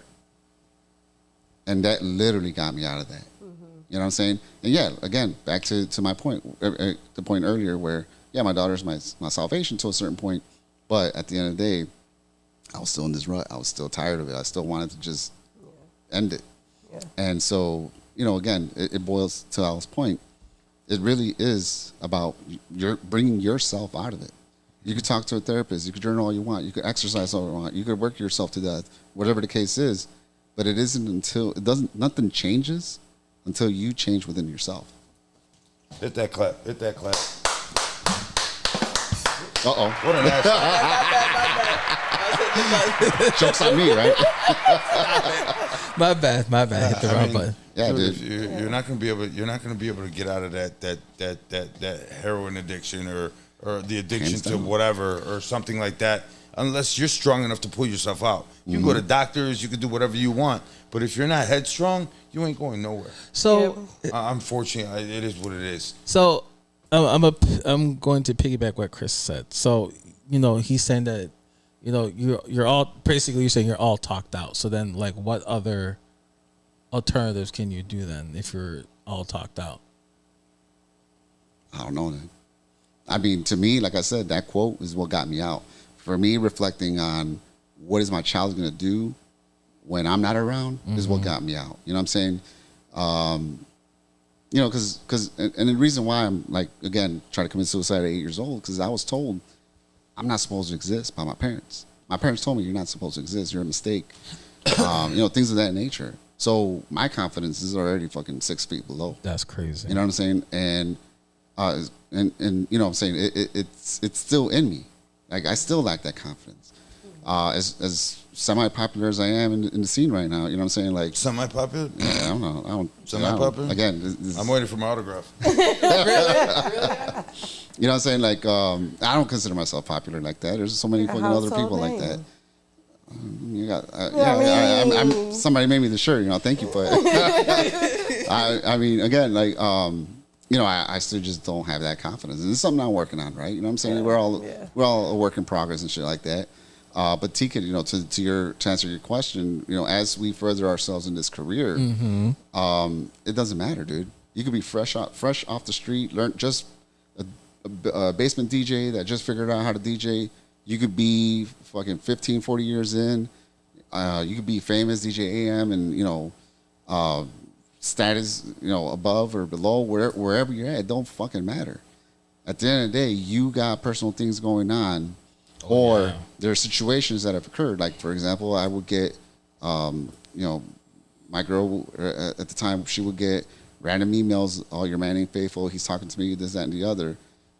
Like, who the fuck is this person doing this shit? You know what I'm saying? So situations like that could affect your mental health. Like, with me, dude, me and her were fucking paranoid as fuck. We're like, who the fuck is watching us? Because they described her outfit. And it's like, what the fuck? Like, who the fuck is around us that be doing that shit? As a matter of fact, fucking New York, same fucking deal. It was she got a random text message. Wow. Random text message from a 630 number. Wow. But this one might be a little bit different. But it was a screenshot of a conversation that I had with a young lady that I met. So literally, it was me going out at Uptown with DJ Fat Man. He and others introduced me to some girl that was there amongst other people. There were multiple people that I got introduced to that night. We were all just talking, whatever the case is. I get a message at night, hey, nice to meet you. I'll see you later, or some shit like that. I'm like, hey, nice to meet you. That's it. Never spoke to that woman ever again. I would come across her here and there. And for one reason or another, that nice to meet you, nice to see you, was something that was delivered to her anonymously. You know what I'm saying? And by this time, you know what I'm saying, we have gone and we've obviously worked together 3 years. It's all AI's fault. You know, we were together 3 years, and it's like by that time it's like, this got no basis. Like I have never given anybody a reason to doubt my loyalty to them or anything like that. You know what I'm saying? Like for what? I barely got time to wipe my ass right now. What makes you think I got time to talk to any other woman like that? You know? So again, it could be things that you're going through within yourself, past childhood trauma or past relationship traumas or whatever traumas in your case, you know, a bullet that went through your window. Yeah. You know what I'm saying? Or it could be something external with somebody out there to do that's just harmful. Yeah. You know, posting about fucking your fundraiser being a fucking scam. You know what I'm saying? Shit like that. Like, dude, it affects people. Seeing people's logos. Fuck, let's talk about that shit. Fucking all the hard work that fucking Dave C and fucking 3J put together and creating these fucking designs for T-shirts, and somebody wants to take credit for that shit. And look, you stole fucking 3J's look. Yeah, dude. What the? Actually, I'm working myself out of that. I'm you know, last Halloween was the only year that I probably could have pulled off the 3J costume. The look-alike. I just needed to shave my face and all of that, and I was 3J. But recently I lost 40 pounds. So oh, congratulations! See, but I can't take all the credit though. I can't take all the credit. Actually, I cheated. So you know what I'm saying? Like I cheated. I started taking Zepbound. So December I felt heart attack symptoms. Went to the ER. My arm went numb. My heart was fucking just racing. Blood pressure was fucking high through the roof. Damn. Dude, like it was pre-workout. Huh? Pre-workout. Pre-workout? I know, right? Nah, shit. That shit didn't cause me to cut weight, nothing. Mm-mm. But no, I'm not. Mm-mm. But yeah, no, so you know what I'm saying? I went to the ER. I'm all like, dude, like, what the fuck's going on? I think when I got dehydrated, one of the years that I did House of Soul after surgery, or no, it was before surgery, or after surgery. And the point is, I did House of Soul for 4 days out in the heat, got dehydrated. I got more testing done then on my heart than I did this time that I literally felt like I was going to get a heart attack.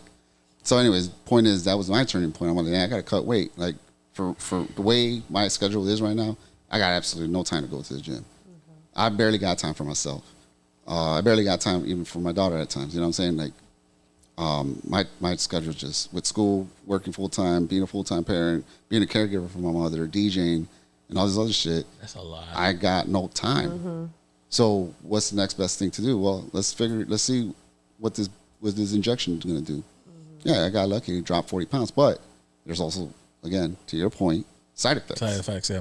What was happening with me? So that GLP-1 it basically holds or slows your stomach. Metabolism. Your metabolism slows down significantly. But also gives you nightmares, depression, all that, suicidal thoughts, suicidal tendencies, stuff like that. Oh yeah, I mean, dude, there's just endless amount of science, and everybody's different. And just like you just said, everybody's different. Just because somebody says that, it's like I need knee surgery, and I got 50 people saying do it. I got 50 people saying you're out of your fucking mind because it's not going to be right. You know, I'm 50 years old. I can't be down for 6 months. I'd rather deal with the pain now than what some of these people are talking about. Right. So it might work for some. It might work for not work for others.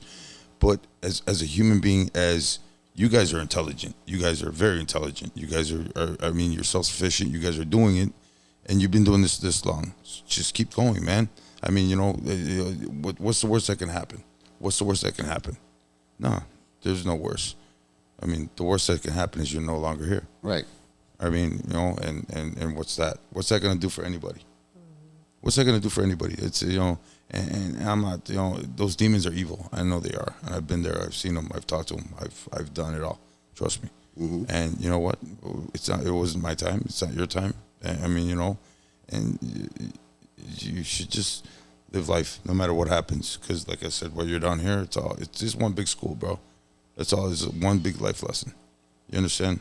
This is how that story is written upstairs. And as much as nobody you might not believe in religions or anything, the people that do, I mean we'll see you on the flip side, unfortunately, but it's going to be inevitable for anybody. I asked Alex a long time ago, and he still can't answer this question. Okay. No. I'm going to ask it. Let's hear it. I'm going to ask it. No. I'm going to ask it. I'm going to ask it. Shush. Let's hear it. Let me ask you a question. All right. Why do babies die? That's complex. Why do babies die? I wouldn't even want to answer that. No. What I mean by that, is it a doctor's fault? Is it a parent's fault? Or is it just the way the book was written? I don't know. I think it was the way the book was written. Because Alex sits there, your health. Go to the doctor. You can go to the doctor 20 times in 1 month, and they're going to find something new. Or God forbid something is to happen. Just cancer just booted up. Cancer could come quick and give you 3 days. You understand? Without you even knowing. I mean, so, and Alex is, go to the doctor. My knee hurts. Go to the doctor. I got a nosebleed. Go to the doctor. It's like, I got a headache. Go to the doctor. It's like, bro. Yeah. It's like, slow down, bro. It's like, dude, the doctor's not going to tell you, shit. You look out for it. You understand? But if it's, there's a reason why the doctor asks you what's in your heritage. What's your grandmother have? What's your grandfather have? What's your mom? You know what I'm saying? Because that shit's inevitable. So, I mean, if you're going to get it, you're going to get it, whatever. But, I mean, it's not up to a doctor because he's always doctor this, doctor that. And no offense to you. You're a completely different doctor. But, I don't want to get shafted here. But, you know what I'm saying? But he's like, go to the doctor, go get checked. You know what, dude? It's not up to the doctor. It's up to the man. I believe it's up to that man upstairs. Yeah. When he's got my book written. I don't know when that day is. I don't know how I'm going to do it. I hope it's fast. It's divine. That's all I ask. It's divine. That's all I ask is if it's fast because I'm a pussy when it comes down to pain. But I hope it's fast. Really? Oh, yeah. Dude, I'm talking, my first motorcycle accident, I had to pick my T-shirt out my back. Right. Fuck. They had to pick rock and T-shirt out my back because I was an damn. idiot riding with no helmet or nothing. I'm still here. You know what I'm saying? But it was a life lesson, and that's why I wear my helmet and my gear all the fucking time, no matter what I do. I don't care how hot it is. And that was another reason. I was going to bring the bike here tonight, but then I was like, dude, it's too hot. It's way too hot. No, I'm good. I mean, dude, you could die from heat stroke just sitting at a light. I've seen guys fucking keel over because of all their gear. You know what I'm saying? Heat stroke. It is what it is. But at the end of the day, protect yourself. Yeah. So, Chris, what's in the future for you? July 4th, I'll be at Humble Park with Microdot. He's throwing something there. Where we at? Here, let me show my calendar now. Yeah, this weekend is the 4th. Damn, already? I know, right? All right, so I guess I'm doing that on Saturday. It's the 4th, yep. So let me see here. We got Underground Elements Cicero Fest, which is the 10th and the 11th. July 10th, next weekend. July 10th, 11th, that's next weekend. We got Taco at the Mouth Fest. I know the lineup hasn't been announced, but pretty excited for that lineup. Me too. I don't know who's in it.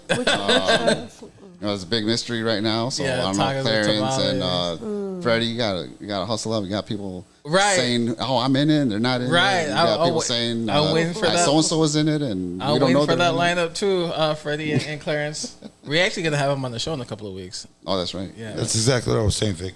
Yeah. That's exactly. It's no human being in this world has the authority to tell you, when it's your time. So that's what's new That's for exactly you. what I said. That's what's new for you in the DJ world. How about you personally? And then there's also, so it hasn't been announced yet, but I'll be doing Masadas on Wednesday the 15th. Oh, what?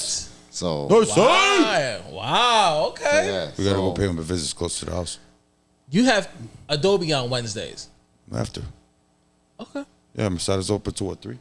2. Wednesdays is till 2. Yeah. 2. Okay. So and then be good to go see all these guys too. Okay. All right.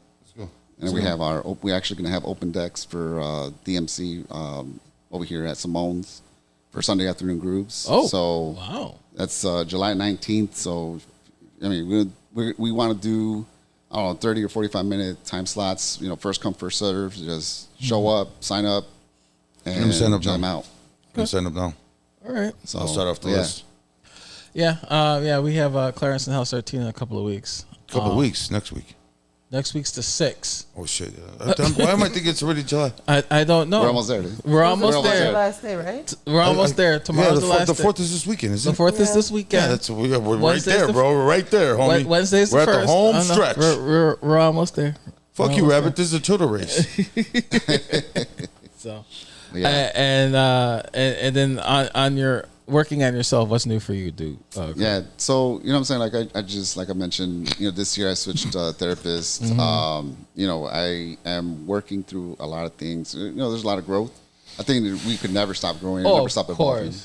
You know what I'm saying? So, one of the things I want to do is let go of the resentment that I have towards my mother, because she's the only living parent that I have right now, and because she has dementia, and so she now lives with me because I'm her caregiver.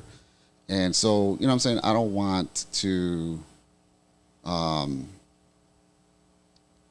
have her life end with me still holding resentment. So that's one thing that I am working on right now. That, and with the amount of stress and the amount of things that I got going on in my personal life, just working on myself. Okay. Be able to not, be snappy and, Can I ask you a question? talk shit and all this other stuff. Yeah. Now you just said you wanted to you don't want the resentment, right? Does it make you feel any better that you let go? You're still working on it. I mean, I want to feel better. Like, I'm tired of it. I'm tired of, You're tired of that demon. You're tired of all the demons carrying in that that closet, shit, dude. right? I've been correct. carrying that shit my whole fucking life. Correct. You know what I'm saying? And, I mean, and it's I'm sorry, I'm a little bit tougher than you, but obviously it's a parent, so I don't know how I would react to something like that. But I've lost some dear friends and cousins and relatives because of stupid shit like that. You know what I'm saying? And I shouldn't say stupid shit because what's stupid to somebody might not be stupid to somebody else. You understand what I'm saying? So, I find that in Alex is dude, I had to tell him to shut the fuck up one day, but he knows. Because I was right. No, because you're wrong. Because you want to be fucking Mr. Care Bear over here and fucking tell me to go and fucking squash all the beef I have with people. Go ahead. And it's not beef that I started; it's beef that they started. And I was always a friend or a brother to them, and like I am with everybody. You guys ever need anything? I'm here. No matter what, I got your back. If I can't get it at that point, I'm gonna figure something out. But I'll always be there for you, no matter what. So I don't deserve. I don't think I should deserve that. And these people turn their back on me, so I turn my back on them. Fuck them. So I mean, but with the parent, like I said, it's a little bit harder with the parent. I was mad. I remember I was mad at my dad for a while because of some stupid shit that happened in the family. I was mad at my dad, but I mean, I don't know. Me and my sister, I stopped talking to my sister, my little sister. You remember that? I remember that. Me and her stopped talking for a while. And I finally buried a hatchet with that. there you go. And I feel a lot better. Yeah. I do. Yeah, I feel a I lot bet. better because it's lot not lighter. it's not as awkward at the family parties. You know what I'm saying? It's not awkward. Aside No, from that, and I love my sisters. I do. It's sibling rivalry per se. We're all 5 years apart. I love my sisters to It's death. blood but, at the end of the day. it's just but at the end of the day, it was difficult. I tell you all the time though, like when it comes to like those beefs that you have and stuff like that. I can't take, just like Chris said earlier, I can't take advice from somebody that's his only child. Okay, but Okay, so you can't tell me how to fucking take with my sisters. I told you. Coming from an only child that got everything in the world. Not true. I Yeah. tell you all the time. Yeah.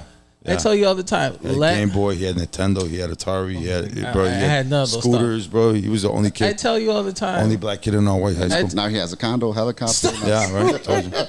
He's got two cars. I tell you all the time. got two phones. Let stuff go or try to talk it out. Fucking asshole's got his own podcast. But you don't even. I know you're not talking. But I said let stuff go. I say let stuff go when it comes to certain situations, All right, or let it go, let it or go, talk about it. But you choose not to. She's gonna see me. You stupid. But you I gotta choose do not what I to. come.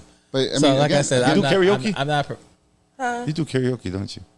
Yeah, you full of shit. Stop it. I'm so But much I'm in not. my head Couple to shots do of karaoke. Patron, girl. You're gonna be singing Shania Twain. I'm not a professional. Chris was about to say something. No, I was going to say. I mean, that's everybody's journey, right? Right. Everybody deals with things very differently. Of course. It may take out, a few months or a few years to kind of get over to you. It might like just 10. take you, other times or different avenues. Again, like you travel, that's therapeutic for you. Yeah. Al kind of just sitting in his thoughts, trying to figure it out, meditate, pray on it, and that's his thing. You know what I'm saying? Me, on the other hand, I need to talk to somebody out, professional, talk it through, and then kind of hear advice and figure it out from there. Al doesn't pray or meditate. He just yells at people and calls it. Me and Point. There's something that he told me a long time ago, bro. And you know what, man? He got pissed off at something.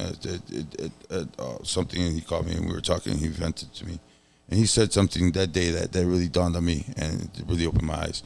But he turned around. And he goes, "Dude, fuck the money. I don't care about the money. It's not about the money. It's a simple fucking thank you, and everything will be cool." And you know what? Ever since he said that, man, it dawned on a whole new light on me, man. It was just like, it's seriously about that handshake and the thank you. Yep. Simple fucking thank you. And no matter how big, how small the job is. I mean, even if you are paying them and they hooked you up, thank you. Yep. Thank you, Athene. I mean, at the end of We the day, appreciate you being here. Thank you. We appreciate you. I appreciate you. Fuck these guys. no, yeah. So I got your back. I got your You back. know, No, but seriously, thank you. a theme this weekend was staying humble. You know what I'm saying? Yeah. There's a lot of people out there that are Same in not Humble Park. Humble has Humble Park, bro. No, but you know what I'm saying? Like, you got a lot of motherfuckers out here with egos, like through the fucking roof. Oh. Yeah. Shots fired, Jonathan. Shots fired. Shut up, Al. Shots fired, Alex. Shots fired. Shut up, Al. You got rubber bullets in that gun. They're bouncing everywhere. Stop, Al. Stop. And Hey, we should again, I should Cut post your it mic. to. Shut up, Al. Should post it to his wall. Go ahead, Chris. it's so Tag you him know in what I'm saying. There's just a lot of motherfuckers out here that are just not humble, like to talk shit, run their fucking mouths and shit like that. You know what I'm saying? You got other people that are leeches. They want to leech off somebody's fame or somebody's spot, and you got other people stealing shit, whatever the case is. Hey, I appreciate it. I appreciate you. I love you guys. You know what I'm saying? To your point, a simple thing could go a long way. A simple conversation, A simple could go handshake. A long way. Yeah. You know what I'm saying? Like, hey, you know what? There's a misunderstanding. Hey, listen, My bad, or whatever the case is. We're all fucking human. We all, as women, as men, we all put our fucking pants on one leg at a time. You're fucking still standing up, pissing, or doing whatever you need to do. We're all fucking human. Act and treat the next person like they're human. Don't be a piece of shit like somebody's, like the guy he was talking about earlier. That guy's a piece of shit. I'll tell him I don't give a fuck. I don't care. He's a piece of shit. Oh, God. Be humble. Okay. Be fucking humble. All right. Be humble, because there's a lot better and a lot bigger than you that'll put your dick in the dirt no matter how long you've been around, and they still got more respect than you do. And then, you know what? Maybe people would actually maybe Respect give you, you. absolutely respect you a little bit more if you would just take your fucking ego and bring it down to here, okay? Because we're all rocking big stages. We're all, granted, you were on a bigger stage. You had that limelight at that time, which was a perfect time to have that limelight, and that's what blew you up. Other than that, bro, you can ask any 23-year-old, bro, who this guy is, and they're gonna be like, "Who the fuck is that? What radio station is that? Huh? Who? I think my mom listens to that guy, or my grandmother. Who knows? I'm just all I'm saying is take that, because we all are human. We all just respect one another. That's it, bro. If there's somebody's having a problem, if they're gonna talk to you about it, let them talk to you about it. But stay in your fucking lane. If they're not gonna talk to you about it, and you hear through the grapevine, sometimes it could work in both ways, man. But if you're gonna be a friend, there's gonna be a way you're gonna want to open up that conversation, and end that conversation. Does that make sense? And that open and close is all based on love and respect. That's it. Love and respect. Those are the two words you got to remember. Love and respect. Right. Respect and love your fellow person. And That's somebody it. did you wrong or whatever the case is, and you know what? Don't bring that shit to the next one. Either forgive and don't forget, Yeah. or you know what I'm saying, figure it out. because hanging on to that grudge, like again, I'm hanging on to a lot of personal shit from my childhood and all of that, is doing me more harm than Right, anything else. absolutely, and that's what I'm saying. And that's what I'm saying. You guys, I mean, there's certain things that I've dealt with in trauma that I deal with. You know, when I get on my bike, I've been riding for fucking over 30 years on my motorcycle, but still, every day it scares me because of the shit that I saw, the shit that happened. I mean, dude, when I DJ, I still have a fear of getting shot. I don't know why. I had a dream years ago that I got shot in the DJ booth, that somebody walked into a club and just opened fire, and I was the first one to get hit. And the DJs are usually top, we're up, So it's just a fear. It's just, you ever had that traumatic dream and it just sticks with you, and that's something that sticks with me a lot. And that's kind of why I kind of always watch my six everywhere I go. I hate to have my back against the door. It just drives me crazy, especially at players. You know what my fear is, man? What's that? That one day I'll walk into work, go through the fucking the kiosk and all of that, and I'm not wearing any pants. Ooh. That sounds dude. That sounds like an old man problem. That's a fucking fear that I have, like that I'm so mentally occupied with something else that I forget to fucking wear pants on the way to work. You know what? That's not a fear. That's actually a goal for me. Oh damn! That's actually a good ass night you had last night, bro. So I forgot my pants. Crazy. That dude. That's a high five. I'm gonna Chris, whatever you did last night, high five, and then you go wash your hands. Y'all crazy as hell, bro. If you walk into work without pants on, bro, I'm gonna tell you. I'm gonna turn around and be like, dude, I just high five you and be like, what? I would high five him, dude, and be like, whatever you did last night was awesome. Good job. What? And then remind him to go put on some pants. Right. Yeah. Right. Yeah. Or give him the day off. All right, before we get out of here, I wanted to. Chris gave me this this flyer in the chat, so I wanted to bring it up. And in case you guys didn't know, July is National Minority Mental Health Awareness Month. So are we minorities? And men's health awareness month too. Yeah. Okay. So yeah, and men's health health awareness. Yeah. So but yeah, I wanted to just have that up there regarding the mental health awareness month and resources in the city around the city of Chicago. Like if you need someone to talk to, you could call or text 988. That gets you to the suicide and crisis lifeline. Give us a call.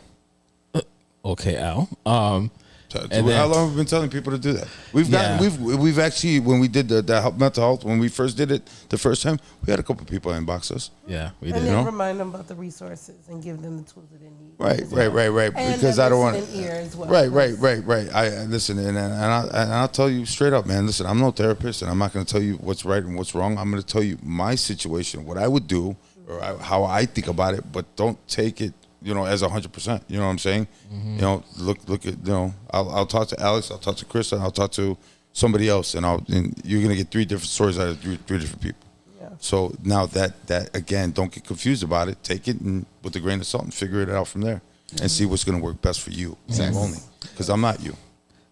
You can also contact the Betty D. Harris Family and Child Clinic, 847-333-4300. Wait, you have a clinic? No, I do not have a clinic. Oh, because you said Harris. Whatever. Sorry. You can also contact. You're pissed, bro. You're holding out on me. You can also contact NAMI Chicago. NAMI is the National Alliance on Mental Illness. So that's what the credit cards come from. 833-626-4244. You can also call the Chicago Department of Health 311. And then there's also a link for free and low cost mental health resources. As Chris Lara mentioned, seeking help is a sign of strength. So, Victor, it can only. I love those. It'd be dope. Yeah, that'd be dope. You read Victor? What did GAV? What did GAV say? That was DJ T Kid. No. Oh, my fear is T Kid shooting Al, and then me right after. What? Y'all crazy. Never me. Hey, because he's got a problem with Latinos. Okay. Oh Lord, have mercy. Yeah, remember he's traumatized because of his ex-Latina girlfriend. Oh God. No, the only thing we have to thank her for is the bachata and the Roman song. Is that how he became the Chicago's blackest Latin DJ? Absolutely. He was in. When you get a black and you get a Mexican, and they get injected, they come Jamaican. How? On that that note, Chris. I'm just fucking around. God Chris, damn it. Althea, thank you Yes, for thank you, joining thank you. us. Thank you for So what are you being doing here. next week? What's up? I think we need clearance for Clarence. Right, We need right, clearance for Clarence. right. Real quick. You want to talk to a really fucked up person? No. No. 'Cause I thought he was about to mention envy. No. Let's do it. No, You want to let's meet not. a brother? No, You wanna- let's not. Athena? Let's not. She's falling asleep. Anyways, again, Chris, Althea, thank you for joining us. Thank you for being here. Thank you for sharing your story. Really, really appreciate it. It was. I know it's a very touchy subject and sensitive topic to talk about, but It's hard. I'm glad that we are here to all talk about in what I feel is honestly what I feel is a very, very comfortable, safe space. So, if you guys have any questions for Althea, you could visit her website. I'm going to post it in the link right now. exhaletherapyllc.com. She'll reach out to you on social medias, and if you have any questions for her or anything like that. We're signing again, a contract. She's gonna be with us once a month. Yeah, she's going on contract. At that time, you gotta pay her. That's fine. Hey. That's fine. Well, you Money get the talks. sponsors. You get the sponsors. Money talks. Remember Prevagen. Prevagen. Remember. Right. Sponsored Prevagen. You know what Prevagen is, doctor? No? Why don't you a doctor? Anyways, yeah, but I again, don't. thank you Stop guys. Thank you both for joining us. I Sure, really for sure. appreciate it. Thank you for opening the house to us, Chris. We Yes. really, really appreciate Thank it. you for dinner. Thank you for your thoughts. Thank you for your stories, man. I mean, it's just, you got to understand something that you think you're the only one going through something. You're not. There's somebody around this world. There's somebody right next to you that's going through the same shit that doesn't want to talk about it Right. and rather deal with them by themselves. So you never know, ladies and gentlemen. You never know. What's the worst that can happen? Your business gets put out into the street? Fuck it. Who cares? Who's going to remember? That ass. Who's going to remember? You're right. Nobody. You're right. Nobody cares. Everybody's gonna live at the moment and not with their life. Right. Okay. Yep. All right. That's the end of our So show. fuck the world. Oh, okay. No. That's the end of our show, guys. Thank you guys for tuning in. We really appreciate it. If you guys haven't done so, like us on our social media pages on Facebook at The Industry DJs. Also on YouTube, TikTok, and Instagram at The Industry DJs. We're doing this live every single Monday here on our Facebook page. Live also on With our new co-host, Live also on Al and Al. TikTok. Al and Al. Oh, Al and Al. Ooh, Triple los threat. tres amigos. We do this Los live. tres Jamaicans. Wow. We also do this live every single Monday here on our Facebook page at The Industry DJs, also YouTube, TikTok, and our Instagram at The Industry DJs. Next week, we're back at Al's house. Next week we're back at Al's house. We have DJ Dynamico coming back with DJ Matador. So they'll be on the show next week, so tune in for that. Flyers will be out by the end of the week. But yeah, that is the end of our show. We again, Bro, you never. Dr. you Althea, never. thank you for coming. Hold on. I really, really appreciate it. It was good. Vic, I don't know if you heard, but my world revolves around that man upstairs. Oh, okay. Always. He comes first. All right, Melissa, thank you for coming, for tuning in. I really, really appreciate it. So, hey, we gotta sign contracts. okay. We gotta go through discrepancies and everything. Oh, okay. Or I'm sorry, disclosures. Disclosures, disclaimers. Disclaimers, disclosures, whatever you want to call it. Okay. Sign here, dot here, and show here. You're good. All right. To the words of Party Rock Pete, support your local DJs. To the words of I'll do it like this. Stay safe, stay cool, and stay vigilant. Yeah, stay cool. And when I It's say very hot stay outside. cool, it's fucking hot outside. It's hot as hell If you haven't been outside. outside, it's fucking hot outside. Hot as And those clubs that don't have AC, shut down for the 2-3 Again, weeks. thank you guys for tuning in. We'll see you guys next week. Peace. Yeah, peace. Thank you guys. Thank you. We appreciate both of you guys. Seriously. This is awesome.